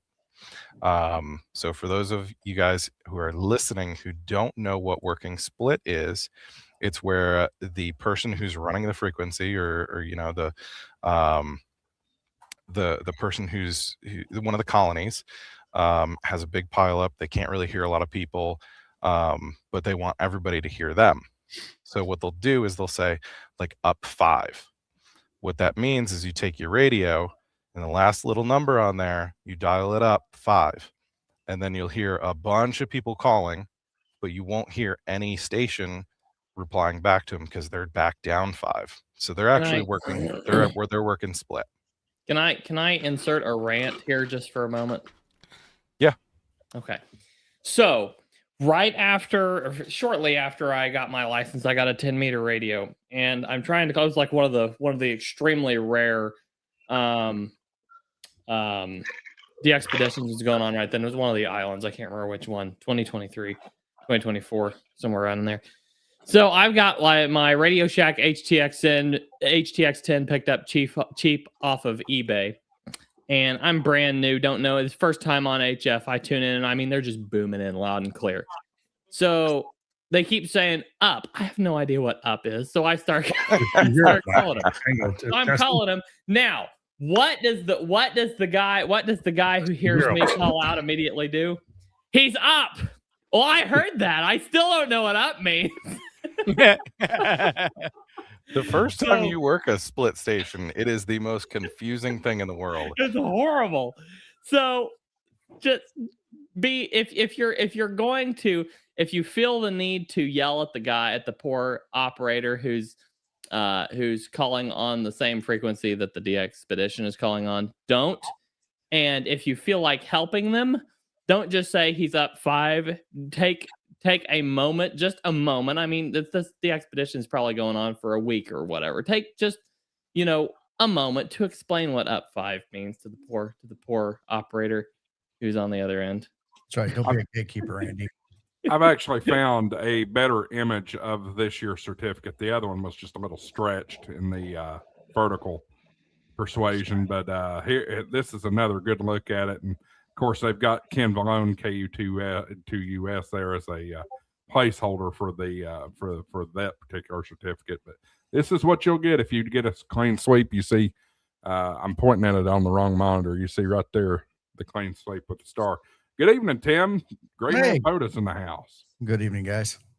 Hey, say his name 3 times and he'll show up. I don't know about all that, but No, that's Mike, and that was 2 times, so we better be careful. Another thing split stations will do a lot is so like the general part of the band is, let's say 20 meters, 14,225. So you'll have an extra down on 14,220, say work split, and they'll say up 5 so that everybody can work them. But there's a lot less people who can sort of, usually a lot less interference down on that part of the band. So generals, you'll be able to listen to them, but they're going to be listening to you up in the general part of the band on 14,225. They're down on 14,220, and they say up 5. Mm-hmm. Yeah. Yeah, I will warn everybody, be real careful because a lot of the bonus stations will work in the extra portion because they're in another country and they don't, and people do not realize somebody else bottom. Look, I would before I got my extra class license, I was a general, and I was so happy. All of a sudden, I got I popped out there and I called a bonus station.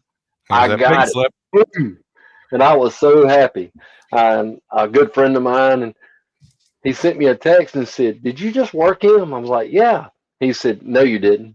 He said, "You did not work him. Do not log that contact." I was like, he said, "Look at your band chart." And I looked at my band chart and was like, "Oh no." I was like, "Well, it was an honest mistake, The FCC's coming to get you. You just admitted. So I did that like 2 or 3 times prove it before I got my extra. So Everyone's done it. If you haven't done it, you have. Oh, I've done it, and I got I feel like these live on the air. I was like, "Oops, sorry." I had somebody send me a 550 word email about how I operated outside of my limitations on ham radio, and I'm like, dude, it was one contact. I messed up. Sorry. Oh, I got one of those, Nolan, but it was just like you were talking about. They were working split. They were listening in the general portion. They were down in the extra portion. I got an email from one of those so-called gatekeepers, and I told him, I said, "You better go back and look at everybody's contact on that." Go back. What are you talking about?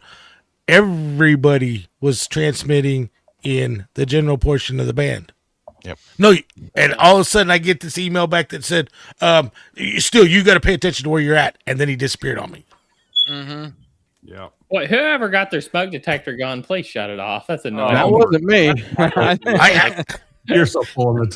I feel like it's Michael. He's out there. My hands are in my lap, sir. Right I hate to say it, but Tim picked up his cup after it happened. The smoke detector only started after Tim joined. So Oh no, it's been going all night. Oh no, they've both got that toy. Emotional damage. All right, let's go to Tim. We haven't really got to talk to Tim a whole lot. Tim, if you got questions for Daryl, go for it. Otherwise, let us know what your experience with 13 Collies been. I've been doing it for several years now. I don't think last year I was able to do it. There were some times where my Boy Scout troop is we were traditionally at our summer camp a week long for the 4th of July weekend. So there was times I had to race to get it done early, or a couple times sneak out and come home and do it. But it's always a fun event. I challenge people. I notice there are some people that will try to do it all on voice and try to do it all on digital. I challenge people to try that. Get out there and do something different. Maybe do it all QRP. But have some fun with the event. That these guys, the volunteers, guys and gals that are doing it, are spending a lot of time, many days over the course of the duration there, and enjoy it and take advantage of it, but also thank them if you get the opportunity when you work them. Absolutely. And that's one thing I didn't get. I didn't get to thank you, Daryl, for volunteering your time for the event. Hey, well, I appreciate it. And I've got a quick hint for you. You said you have a hard time getting in, but to all the stations, if you'll just change up your call sign a little bit, it's November 8th, North Carolina radio. And I guarantee you everybody will answer you then. North Carolina radio. I try a few things every now and again. It's a great carbon point. rejections. I've tried to come up with stuff, but F is so short. It's like most of the words I come up with are not appropriate for on air. I had the biggest problem is mine is E echo. So I just America, we got a party now. Panama. It's hard to do anything with the X, but America, Panama, X-ray works sometimes. I mean, Whiskey Zero. What Marvin eats tacos. Marvin eats tacos. Hey, I love tacos. That's good. Yeah. Whiskey Zero. Marvin eats tacos. I bet that would get you in. I like that. I like that a Marvin lot. eats tacos. We got the full Brady bunch in here now. Like I said, the X is hard to deal with. But X-rated. Mm-hmm. Hey, my first call sign was November 3, Bravo X-Ray Hotel. It was November 3, big X-rated Hooters. It's the only thing I could come up with. Or nice 3 big X-rated Hooters. That's the only thing I could come up with, dude. So yeah, I'm right there with you with the X-ray. You can tell it's after 9 o'clock. November 0, Andy plays xylophone. there you go. Hey, I'm gonna have to try that. Them all, Tim. First of all, I've got to get a xylophone, then I can. Hey, this doesn't have to be real. Doesn't it? Yeah, it doesn't have to be real. Free story time. It's okay. I mean, you've got all those bases that are collecting dust on the wall. I've got a friend that his suffix is IJB, and he uses Indian Joe's boots as his suffix. So yeah, there's all kinds of things. George VI. King George VI never left Washington is my clean version of my call. That's nice, Frank. That's nice. Hey, we have been joined by another Tim, one who is now recovering from acupuncture, I believe it was. EOD Kaboom from Guam. What's up, buddy? What's happening, guys? Yeah, I figured I'd take you guys international.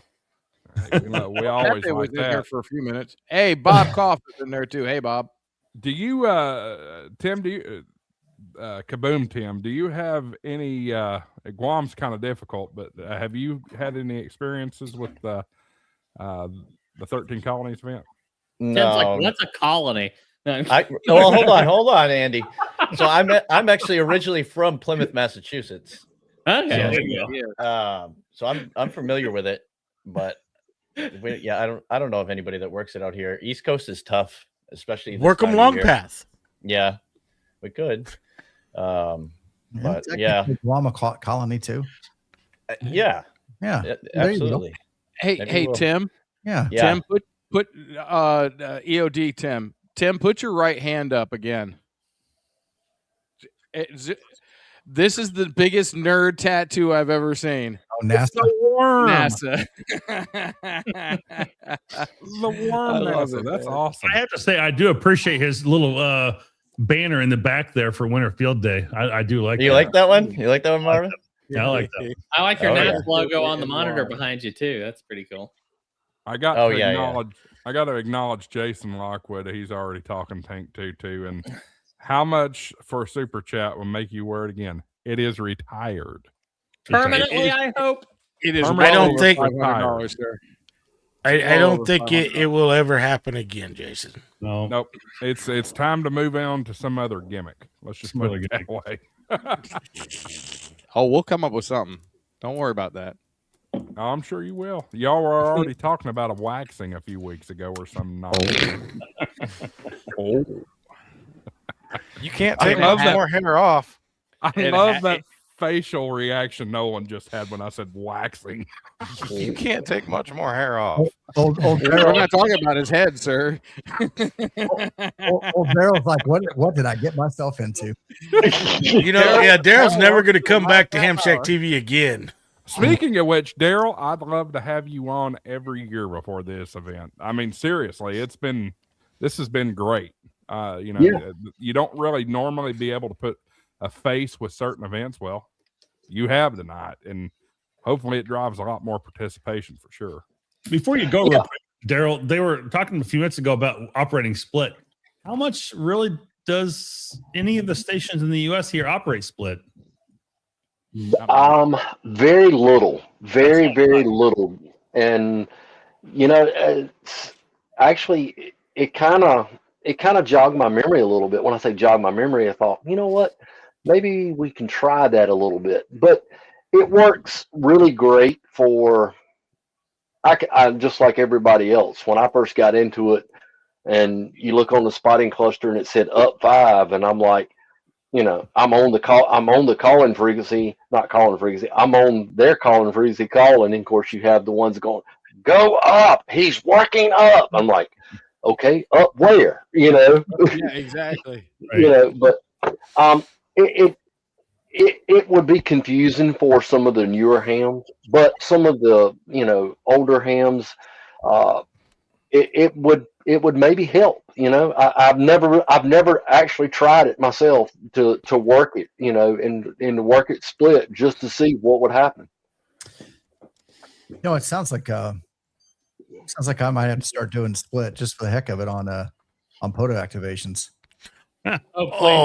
Don't get Tim, do, and I'll make sure I'm there, and I'll be that guy telling him he's up 5. He's up 5. Yeah. In that voice. And I think it was Nolan who mentioned it earlier. I'll do it right on the line there. Oh man, that would be so annoying. 10 295 I'll receive, and 10 300 they can transmit on. But no, I can do it right there on the edge of the general extra portion of the band. Get all those pink cards lined up. That's funny. Hey, what are we drinking tonight? Anybody drinking anything? Coffee. Code No, red. it's a work night. Agua. What do you mean it's a work night? Tomorrow's a national holiday. Exactly. Not for my company. Tomorrow's a holiday? Welcome to state government. Andy, you said you're drinking sweet tea. Where are you from, Andy? Missouri. And you're drinking sweet tea. Hats off to you. I don't. Is there any other kind of tea? Daryl, you might not. I don't know if you could even handle the amount of sweetness I put in my tea. It makes the Southerners. All he has to do is stick his finger in that teacup. Hey, Daryl, you got to realize the part of Missouri we're in, we're below the Mason-Dixon. Yeah. Where is the Mason-Dixon? It's just dead middle of Missouri. Missouri? No, it's not. It's probably a third of the way up in the state. Oh, Frank said tomorrow is a holiday because it's his birthday. It's actually my wife's birthday too, and today's our anniversary. So if I forget either one, I'm in big trouble because I forgot them both. Did you not? So they were. I just come up with something new. Josh, you ready? What? A kilt. Okay. No, that's what you're going to be wearing is a kilt. Somebody in the chat a minute ago said the next gimmick is me shaving. I'm like, why? What are we shaving? I'm assuming. No, they said beard. They said beard. I'm like, well, the only reason is because I'm drinking this tonight. Yeah. This is really good beer. Kilt lifter. Josh, if you shaved your beard, you would look like you were probably 17. I do it every once in a while. A baby boy. He looks like an egg. I'm just saying. you already do look young. You look like Yeah, you he passed does. for 20s, like late 20s. Ladies and Yeah. gentlemen, welcome to the Kiss Ass Hour of HamShack TV Live. I was gonna say, who could pass for their early 20s? I would not have placed 20s. Okay, I'm not. I would not push it that far, Nolan. Well, Andy, what are you I going to be, could see 17, 28. 18? Yeah. Oh, mercy. All right, guys, Well, we're going. We're going off topic. Going off topic a little bit, yeah. Yep. Getting off the rails. You, All right, you well, talk like that's something new. We're like Yeah, approaching. Yeah, but we have a guest here tonight. We got I 15. think, So the I 13 think Daryl's colonies. having Daryl's fun, used though. to it. He just has this air about him that he's used to it. He's having fun with it. But to that point, Dave, it is 9:46 in the real time zone. So I do want to give Daryl the opportunity to jump out. He's been gracious to hang out with us for, goodness, an hour and 46 minutes. Actually, longer than that if you count the pre-show part of it. So, Daryl, why don't we give you the floor? Share anything you want with us, and we'll call it a night for you. Guys, I appreciate you inviting me in and coming, to your program. It's been great. I watch it, even though different times of when I have a chance to sit down and jump on YouTube and stuff, and pick up on a lot of things from the program, and it's fun. You make amateur radio good. But no, if you can come out this year and support the 13 colonies, jump out there, guys. This is the 250th year. Get that special certificate, get the special QSL cards, and pay real close attention to K2J on July 1st and July 4th. That's the 2 days that's going to be 2 special events happening inside of the 13 colonies for K2J. It's going to be it'll be a big event. I'm not letting the cat out of the bag yet because I want it to be something special. And but I appreciate the invite, and keep up the good work. And appreciate you guys promoting the 13 colonies. And I've had a blast. And thanks for the invite for coming back every year. I'll definitely take you up on it, Josh. And it's great what everybody does in a whole for 13 colonies. Well, not only for 13 colonies, but for amateur radio. Yes. Yeah.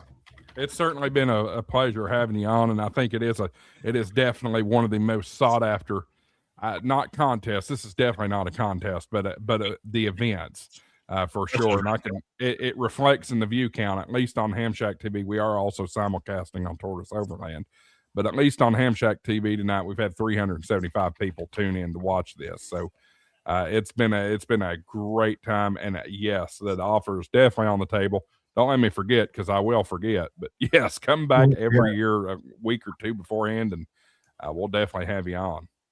Everybody, Frank dropped the link for 13 Colonies webpage in the chat. I dropped the link for K2J's Facebook page in the chat. Great. Thank you both for that, for sure. And Josh, I know you were busy. I kind of, when I hit you up earlier, it's like, hey, give me a call. I understand. You're totally good, my friend. I get it. I understand. And it's been a bit of a chaotic couple of weeks here. yeah, and that's okay. That's all good. And hats off to you. And it was great. Great program the other night that I watched. That's all I'll say there. But Marvin, thank you for the quick response. I greatly appreciate that. And I was getting a little nervous this afternoon. Then I got the invite. I was like, "Oh, okay, cool. It's still on."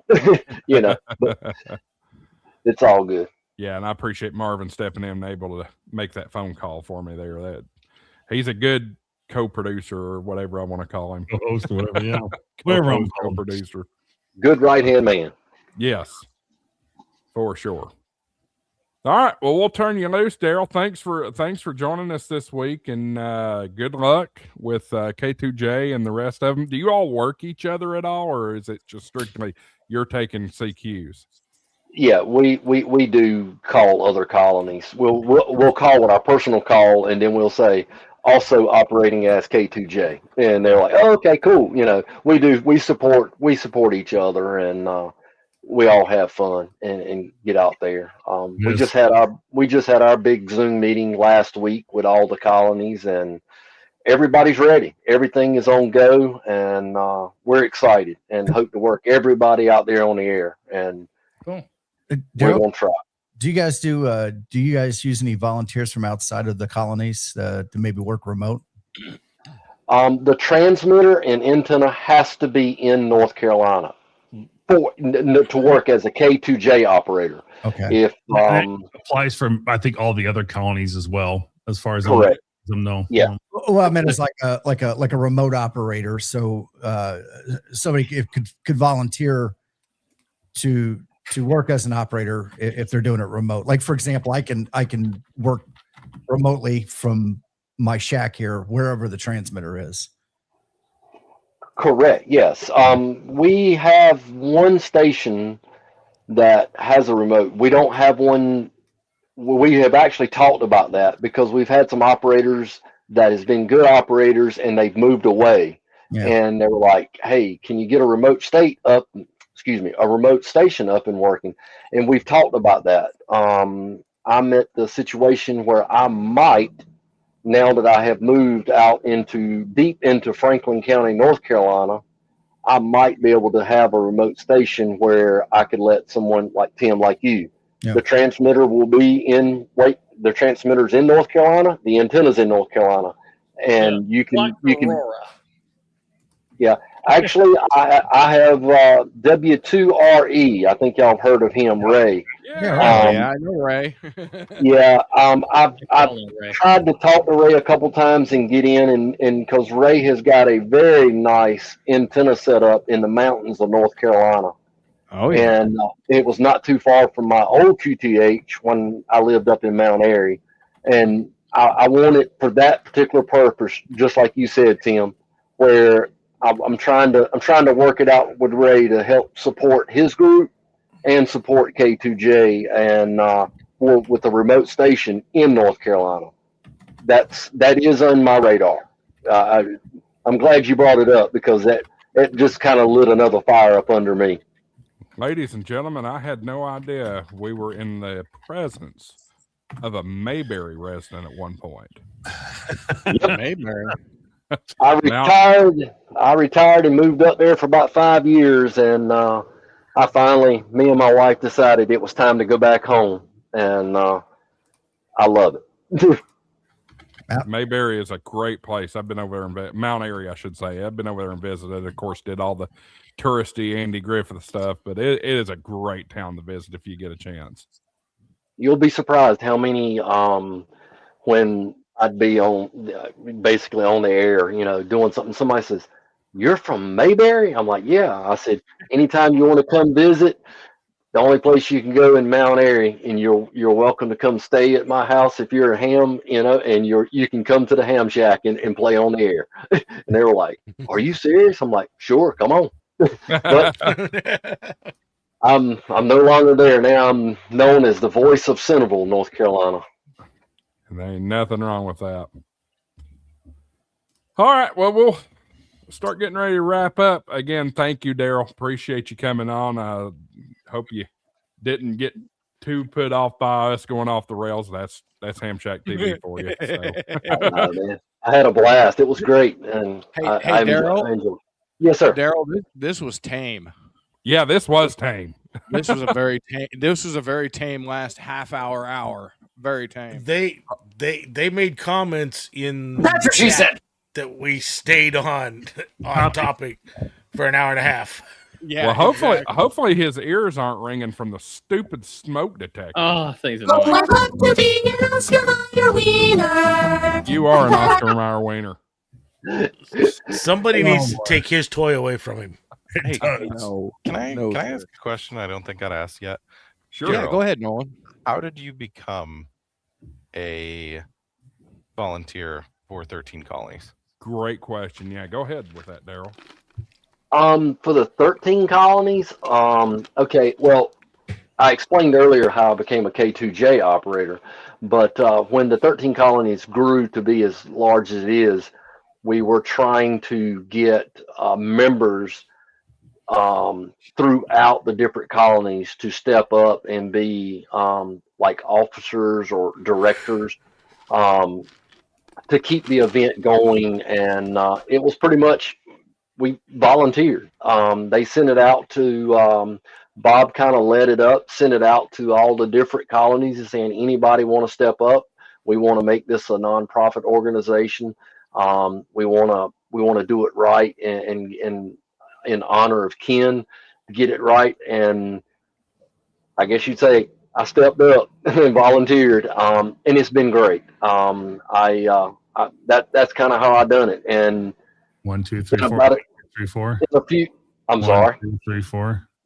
You're coming through the show, Marvin. Hey, Marvin. Sorry. No, okay.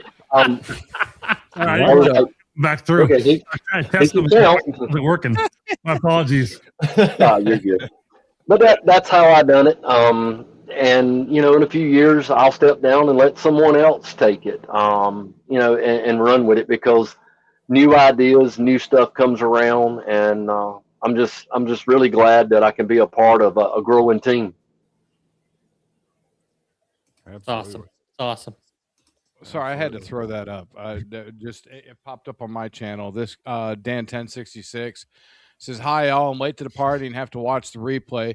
Was there any hints or suggestions for new technicians to try and complete this task?" Well, technicians, first and foremost, you're going to be limited quite a bit because you're stuck on 10 meters.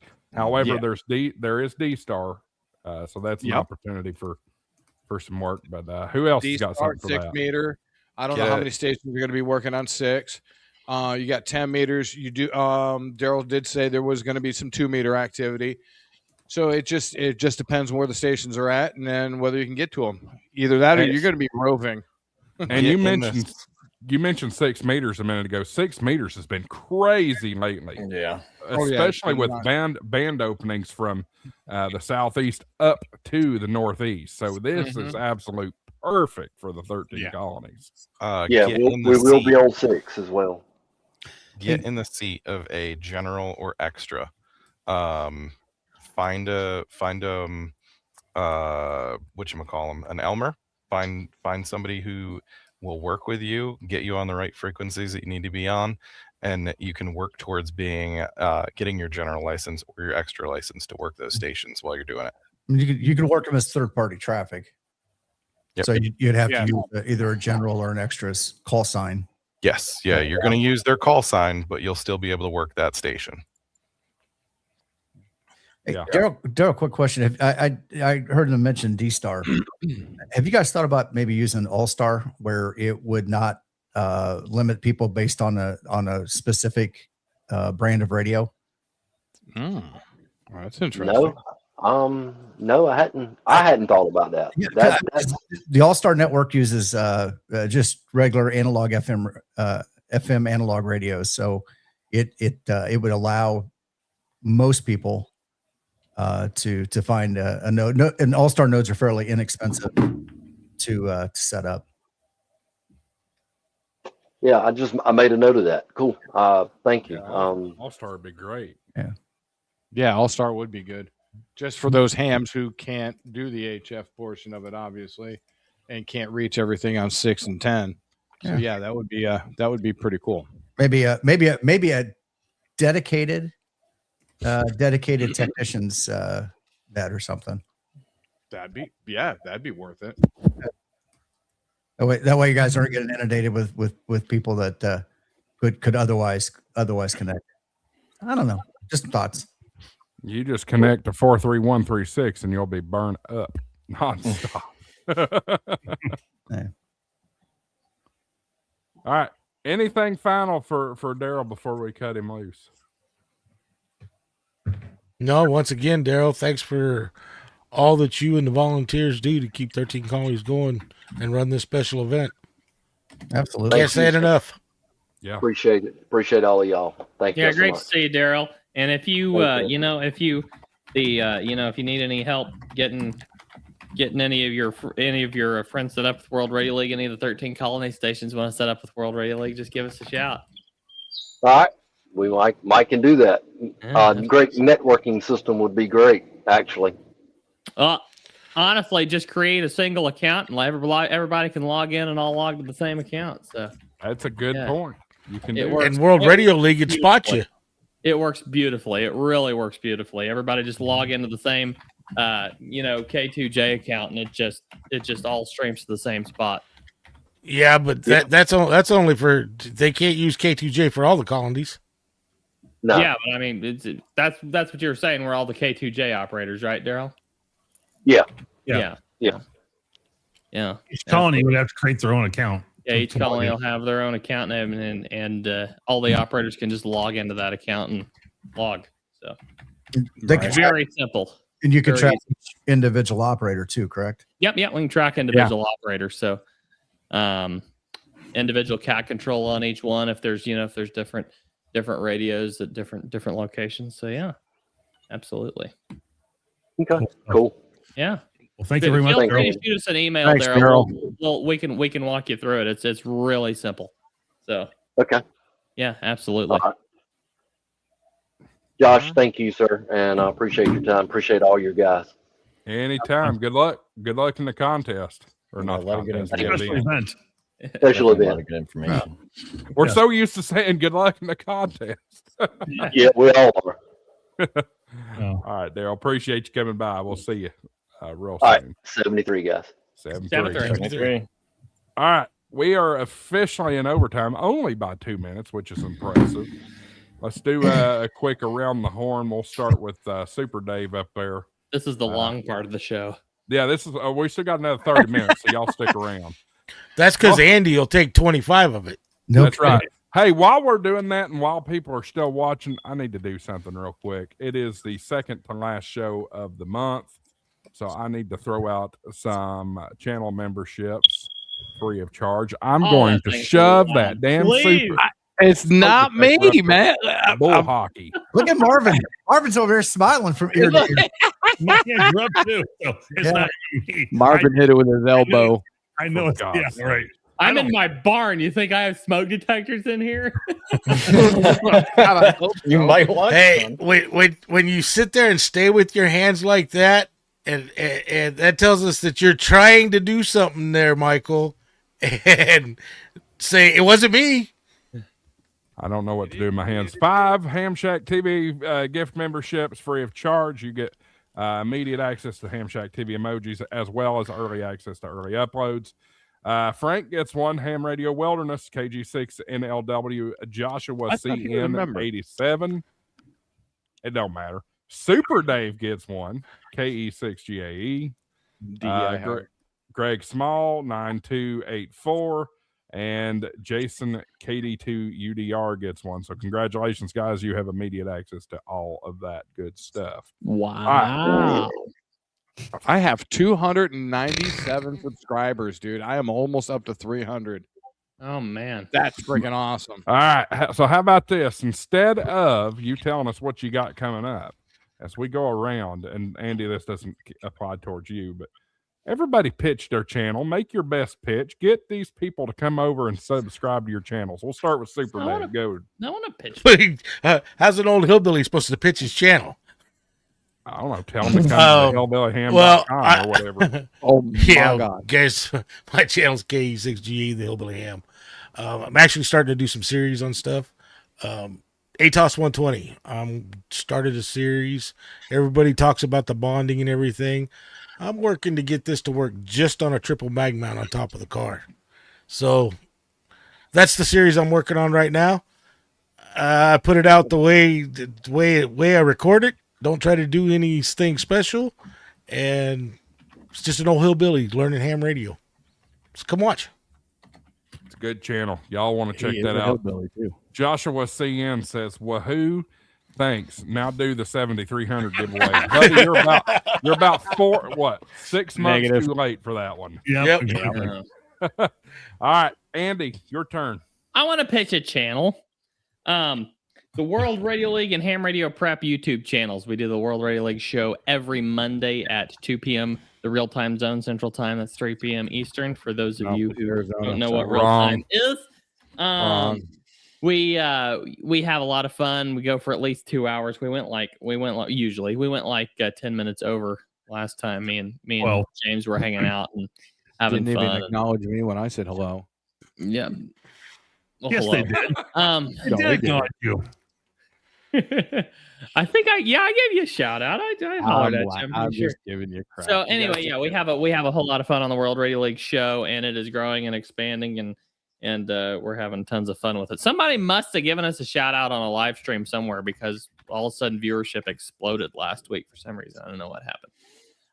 But yeah, It's your 1 year anniversary. it was the 1 year anniversary. Yeah, absolutely. So we've done 53 shows now. Calling it it used to be the live Q&A, and then it turned into the World Radio League show, but 52 regular episodes, 53 regular weekly episodes. And so yeah, absolutely. That means it's a thank you year, to all the well 52. wishers. What's that? I said 52 means a year. So yeah, that would math out, sir. Yeah, it maths. Yeah. Thank you to all the well wishers there. I've been putting in a lot of work on Morse Mastery this week, morsemastery.com, and we now have live online Morse code chat. So you can go to morsemastery.com, create an account, and you can use Morse code to chat back and forth. Pretty much all the bugs are worked out of the Halakey MIDI and the V-band adapters, and you can also use what's the other adapter? The Veil adapter. You can use that in V-band mode, and they're working really, really well. So, or you can use your computer keyboard to send Morse code. I've got a setting in there for that as well. So that's all available over at morsemastery.com. Try it out. Let me know what you think. It's still very much in development, and it's not really necessarily fully released yet. We're just developing it and playing with it and having fun as we go. The team all got Morse code keys, and so we're gonna have some team challenges and learn Morse code. And so this is the app. So, do that in. sorry to interrupt, but back up a step because I think I've missed something. Yeah.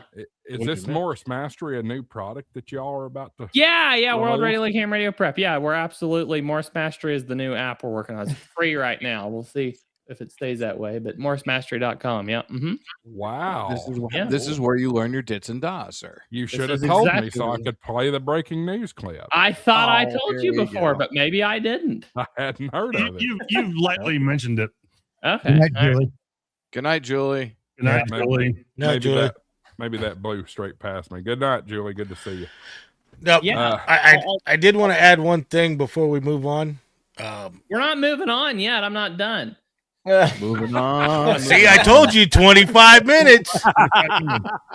Holy 45 minutes, not a There's the live chat interface. So a lot of test messages and back and forth and stuff. But yeah, it's up. Anyway, Dave, go ahead and say what you're gonna say, and then I'll. No, that's all right, Andy. Go ahead. So, I'm planning on. I'm gonna get some Dave. I'm gonna get some promotional material to you for field day. I'm gonna try to make it there in the afternoon, but I want you to have the material there the whole time. I don't want it now. You don't want it now. Boy, see what kind of friends I got. I'm going to get that to you, and so that if I am unable to make it or can't get there, well, I won't be able to get there in the morning. So I'll give that to you, so you'll have it there in the morning. Can't and then, start operating until 1 o'clock. What Yeah, is? absolutely. Wait, What do you got there, what was Nolan? that? It's 2:00. Hold on. What was Yeah, that, Nolan's- Nolan? What was Nolan- that? No one's just World like Radio League flashing band shit, plan. and we don't even know what it You'll have was. to, you'll have to find out. Yeah, World Radio League band. no. plan. Take a look at that.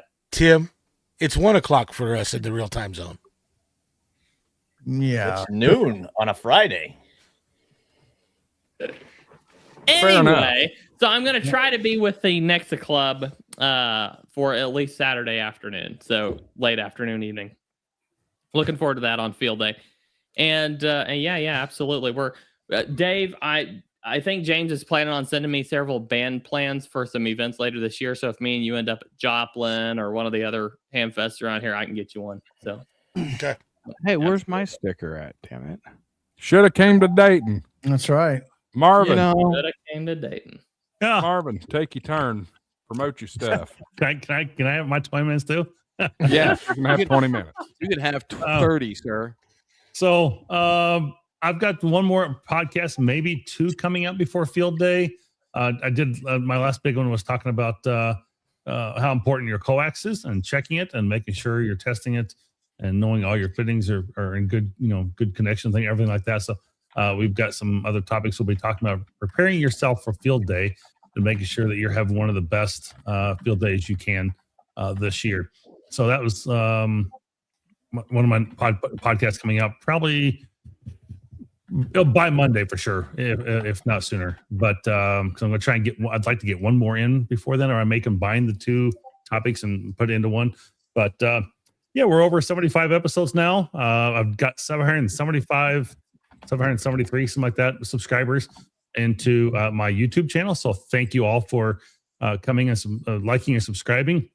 And I don't really have much of a video coming out of Alaska this year. I didn't really do much for recording at this point. We were struggling so hard to make contacts that it was, hardly worthwhile trying to record that. So it took hours to be able to make that happen and accomplish that. So I'm not going to, kill somebody with that much time, but I've probably got another video coming out over by the weekend here too. I've got to get being gone for 10 days. My garden needs tended to, and my yard will have to be mowed twice. And I've got my back 2.5 acres that needs to be mowed as well. There, it's several feet tall, and I need to knock it down a little bit. And I got deer eating some of my early pumpkin and watermelon plants, so I got to put a small fence around them as well. So deer are very destructive around this part of Wisconsin. So, but don't get him the cheese. Channel's doing great, and I appreciate all support. And we've got over 30,000 downloads on the podcast. Awesome. So I mean, it's doing really well, and it continues to have a great number of downloads every day. So I appreciate that. And we're in over 46 countries. So I've got world people listening around the world, which is really cool, and I'm very humbled by that. So it's pretty cool. So it says something, and I know we're still somewhere in the top 30 of podcasts. So you have a partnership with you set up a partnership, right? With World Radio League and Ham Radio Prep. Oh yeah, I've got that. Yeah, for sure. I just did a big article on my Patreon channel, Ham Radio, patreon.com/the Ham Radio Guy, talking about the best 2 tools you can have in as a ham radio operator, and that's Ham Radio Prep and World Radio League. So awesome. There you go. Use code Ham Radio Guy. Use code HamShackTV. 10% off. That one, but KE6GAE. And 0 API. But Ham Radio 2.0. And I appreciate all the support. And again, listen to those Field Day podcasts. They should be coming out. They'll be very helpful and good information. And we'll talk about the Alaska trip a little bit too on that podcast. We did just post a guide on how to use World Radio League for Field Day. We posted a video on that on the YouTube channel. So is it Ham Radio League for Dummies? World Radio League. World Radio League. Sorry. You might as well be. Yeah, you can go check that out. You mean I can read it, Andy? It's a video guide, Dave. So I put out that brings me to this point.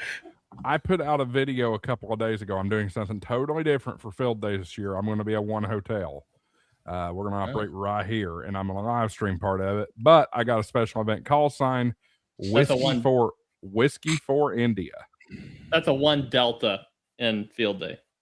Yeah, that'd be a 1 Delta, sir. Are you sure? If you're operating from your house on commercial hotel power, is the winter 1 Field Delta. Day.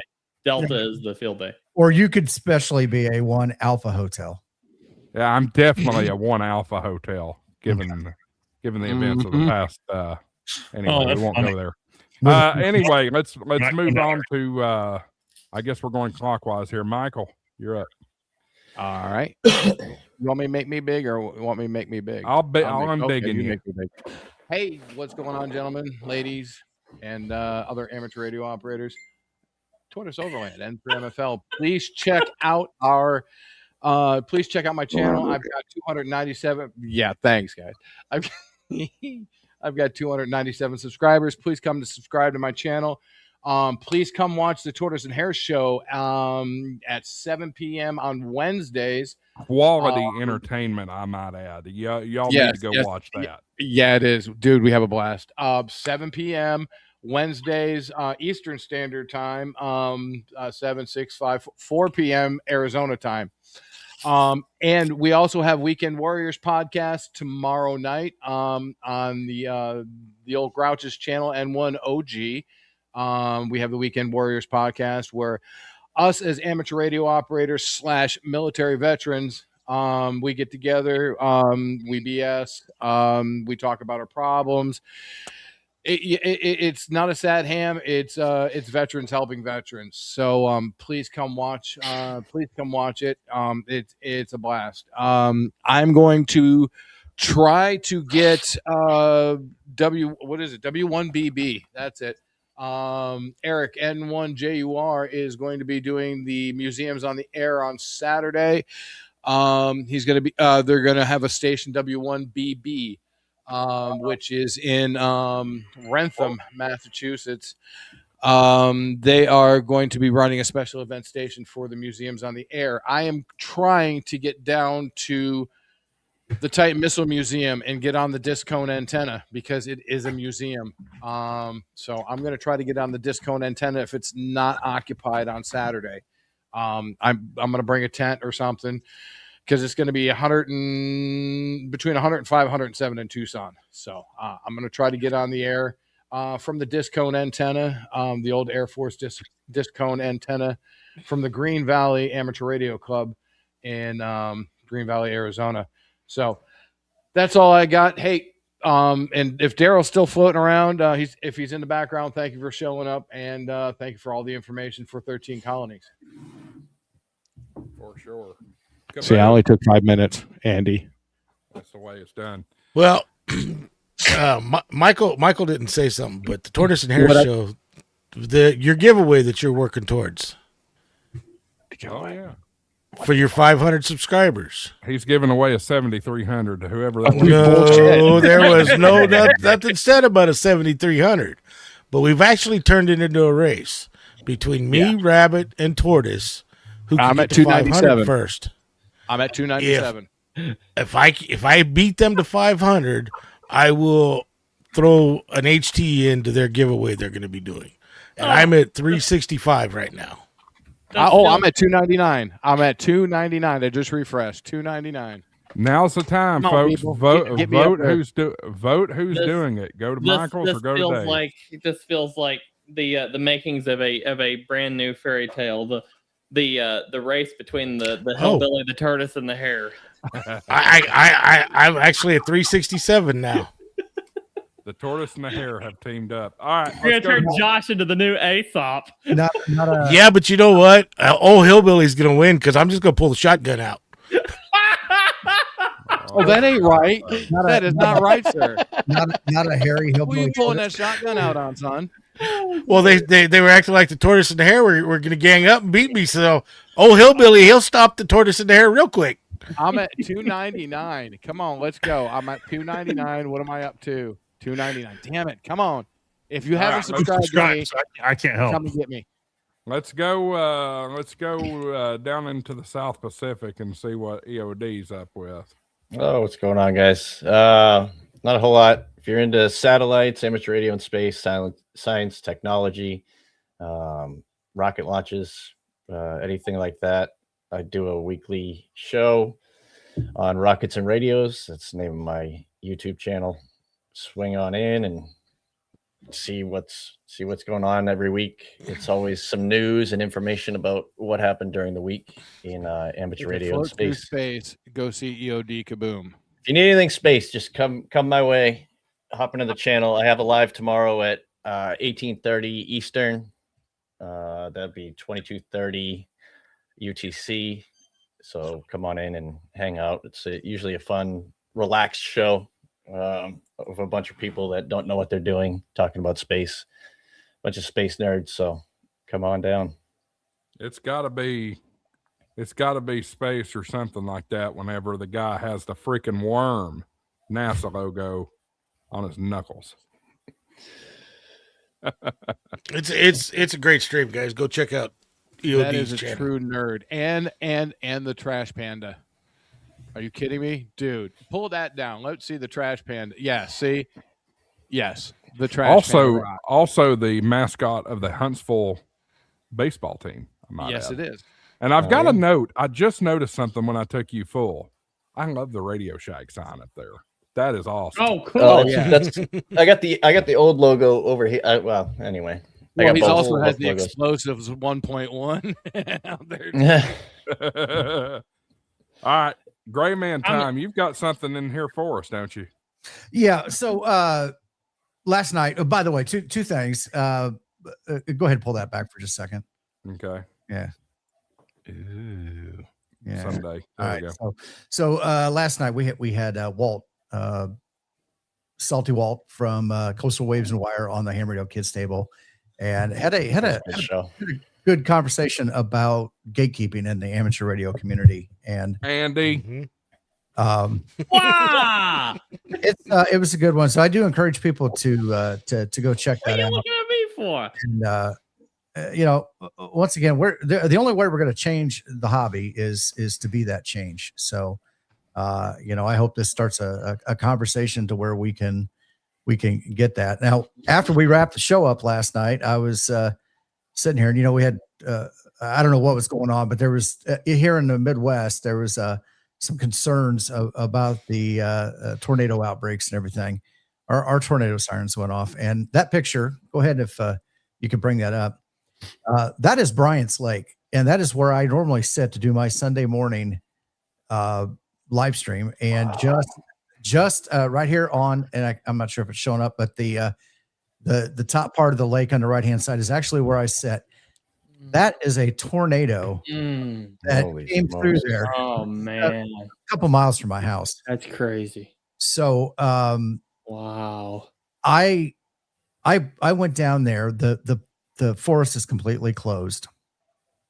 But I went down there, was able to park in that lot again, and I walked up to the front entrance. And I don't have any of those pictures. I still got to pull those off. I filmed a couple of videos, but that's what the path looked like. And how far is that, Tim? How far does that go? It was a massive tornado. It was Holy massive tornado. smokes. So it Crazy. zipped through there. My house is right. Did you send those? Miracle, right? Right Did out you of here. did you send those pictures into the National Weather Service? No, these pictures are from a local newspaper. Yeah. Okay. These are not mine, but they're on Facebook. Okay.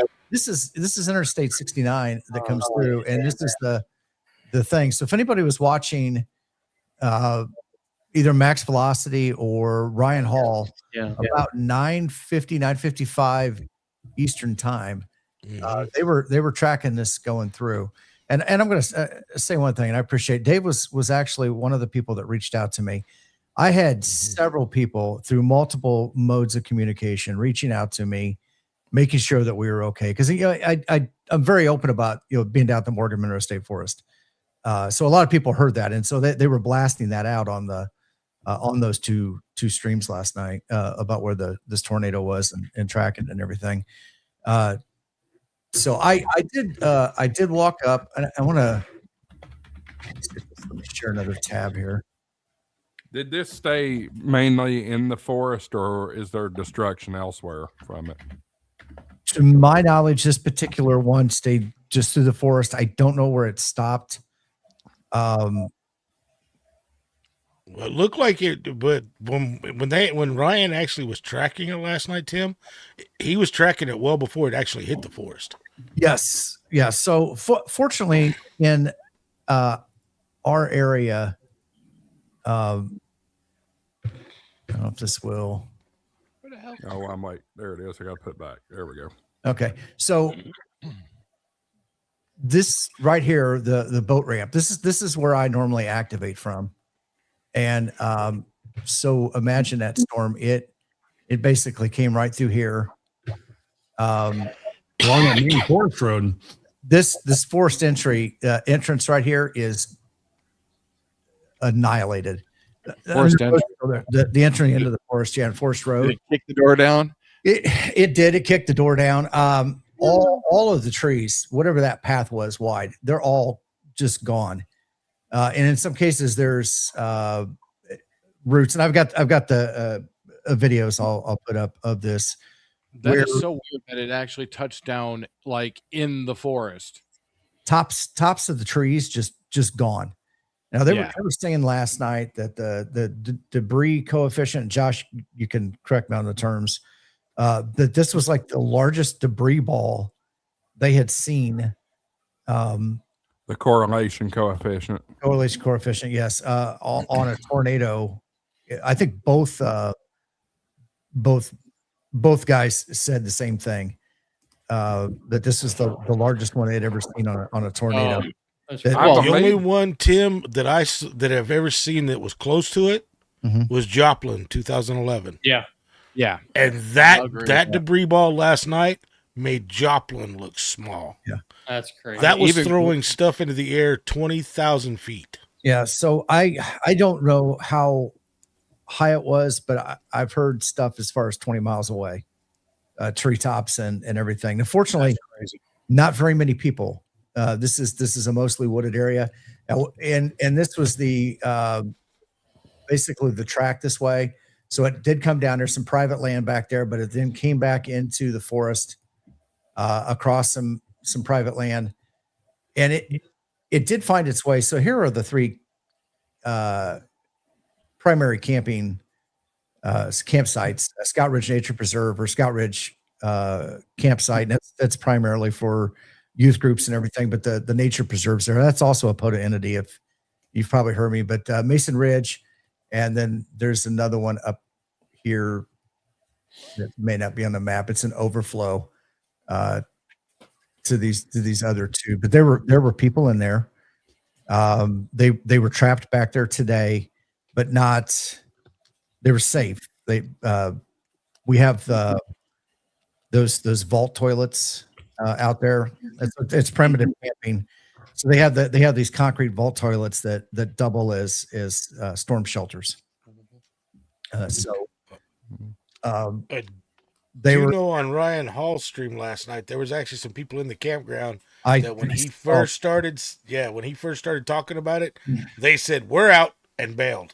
Well, so when I was watching a replay, I saw that, and the guy or somebody said that they were out of there, but their little icon was still showing in the campground like 5 minutes later on the screen. So I don't know. So it did come through there. My wife did speak to somebody today that was in the campground. They had them set up somewhere in here in temporary. But they can't get in or out right now. Not in vehicles or anything. So they're at least at 5 o'clock this evening. They were still back there. And so I don't know how many people. When I was down filming today, there was a conservation officer, a drone pilot who was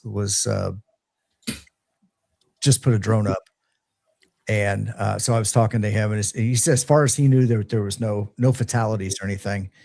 But just 3 years ago, we had tornadoes also in this same area that came like right through here and destroyed a bunch of stuff. Now those hit this big bridge and then went up into town and caused a lot of damage up there too. So and those tornadoes down in Monroe County and Owen County went into McCormick's Creek State Park, and there were fatalities in that campground. And that campground 3 years later is still closed. And my understanding is that it'll probably be closed indefinitely. It caused that much damage. So. All I can say is thank the good Lord that this mainly stayed in wooded terrain, unpopulated terrain. Yes, it sounds like there was, some damage to some things, but I mean, had been what, just judging by that map, maybe 3 miles north, we'd be talking about a very, very different conversation. Oh, absolutely. Absolutely. Yeah, that's amazing. That's why when I was watching it, because I was listening on our Skywarn for storms here. I was watching Ryan Halls, and as soon as he said, "Yeah, over here is Morgan Monroe State Park," I immediately started reaching out to Tim. Yeah. Because I knew that where he activates is basically just around the corner from his house. Yes, yeah, and it is. I live about 5 minutes from the forest, and depending on where it's at, it takes me about maybe 6 or 7 minutes to get to the Bryant's Creek where I 6 or 7 where I do the Sunday live stream. Now, right now, and once again, I don't know how long. I did walk up Forest Road, and I went back to the point where the damage was minor. So I don't know how long it's going to be that they're going to keep the park closed. But I'm assuming it's going to be for the next few days. At least when I say closed to automobile traffic. I was walking back there, and nobody said anything to me when I was on the Forest Road. So a quick aside here. Josh, read that message. This is from my wife, and this probably represents about everybody on your screen here. I think maybe with the exception of Tim. Happy early Father's Day to my favorite person. Wow, Tim. That Tim. Oh no, I'm father and are you a dad? And mom? Oh yeah, I'm not. Okay, your father and mom. Okay, oh yeah, not this guy. No, I know Nolan is. I know Dave is. Andy is. Mm-hmm. Tim, you are, aren't you? Me? Yeah. Yeah. That's what I thought. Anyway, happy early Father's Day to my kids and my wife's favorite person, and the best dad to our 4 little blessings. Thank you for all you do for your family. We love you so much, Josh. And that is a huge point. It is Father's Day weekend. I actually didn't realize it was Father's Day weekend until I went and picked the kids up from daycare, and they had donuts for dads. Not that I need any donuts for dads. I'm gonna need to have a little chit chat with Ellie about that. I didn't get an invitation for donuts for dad either, but yeah, absolutely. Happy Father's Day to all the dads out there. I think the only person we haven't I think the only person we haven't really wrapped up with yet is Nolan. Now, Nolan, do you have a YouTube channel? I can't remember. I don't have a YouTube channel, mostly because I have commitment issues. Well, take your turn to say what's you just coming described up. all of us. So, here's the deal. Instead of calling out one particular ham that has a great channel, what I'm going to do is I'm going to call out the last ham radio channel that I found, newly found, and recently subscribed to. And that's going to be fine, and that's fine, and I appreciate that, Nolan. That's going to be the ham radio rookie. So, because I can't just pick one. I can't pick one favorite, right? So ham radio rookie. I just found his channel. He just put out a video about an antenna that he's working on, kind of like the spool antenna, but it's interesting. He is using I can't remember the name of the wire. Very new to me, but it's a wire wrapped in like a nylon paracord type substance, and he's actually using safety pins into that line, and then he's clipping onto that safety pin, and that is his feed point. So really cool stuff. Really interesting use of something that I just haven't seen before in the amateur radio community. So go check his stuff out. It looks like he's doing cool stuff. And if the ARRL is listening, let's get some antenna or electrical engineers on that, because he's got questions and I want to know the answers to specifically how the wound up section of that antenna is working in that antenna system. Is it a loading coil? Is it a radial? Is it what's the unused part doing in there? So those are some questions that I had when I watched that video. Yeah, I don't know. Somebody said it could be an inductive load. There was I don't know. Questions. I don't have a good answer. I'm not an electrical engineer and I'm not an antenna engineer, but I want to know. I want to find out. So I subscribe to his page. So No, and you stuck that in the chat, but for some reason you don't have a gear wrench, so it didn't make it. So I just reposted it. No one put anything random in the chat. That way I can give you a gear wrench there. But yeah, y'all go check that out. It looks quite interesting. Random. That you did exactly what I asked you to, and thank you very much. You forgot anything. I was typing too fast. Yeah. Funny. All right, Josh, great show. I've got to get out of here. My little girl's about to fall asleep, and so I got to get her to bed. Thank you for another great episode of HamShackTV Live. Great to see y'all. Looking forward to the 13 Colonies event and field day. A lot of fun. Appreciate it. We'll let those guys go.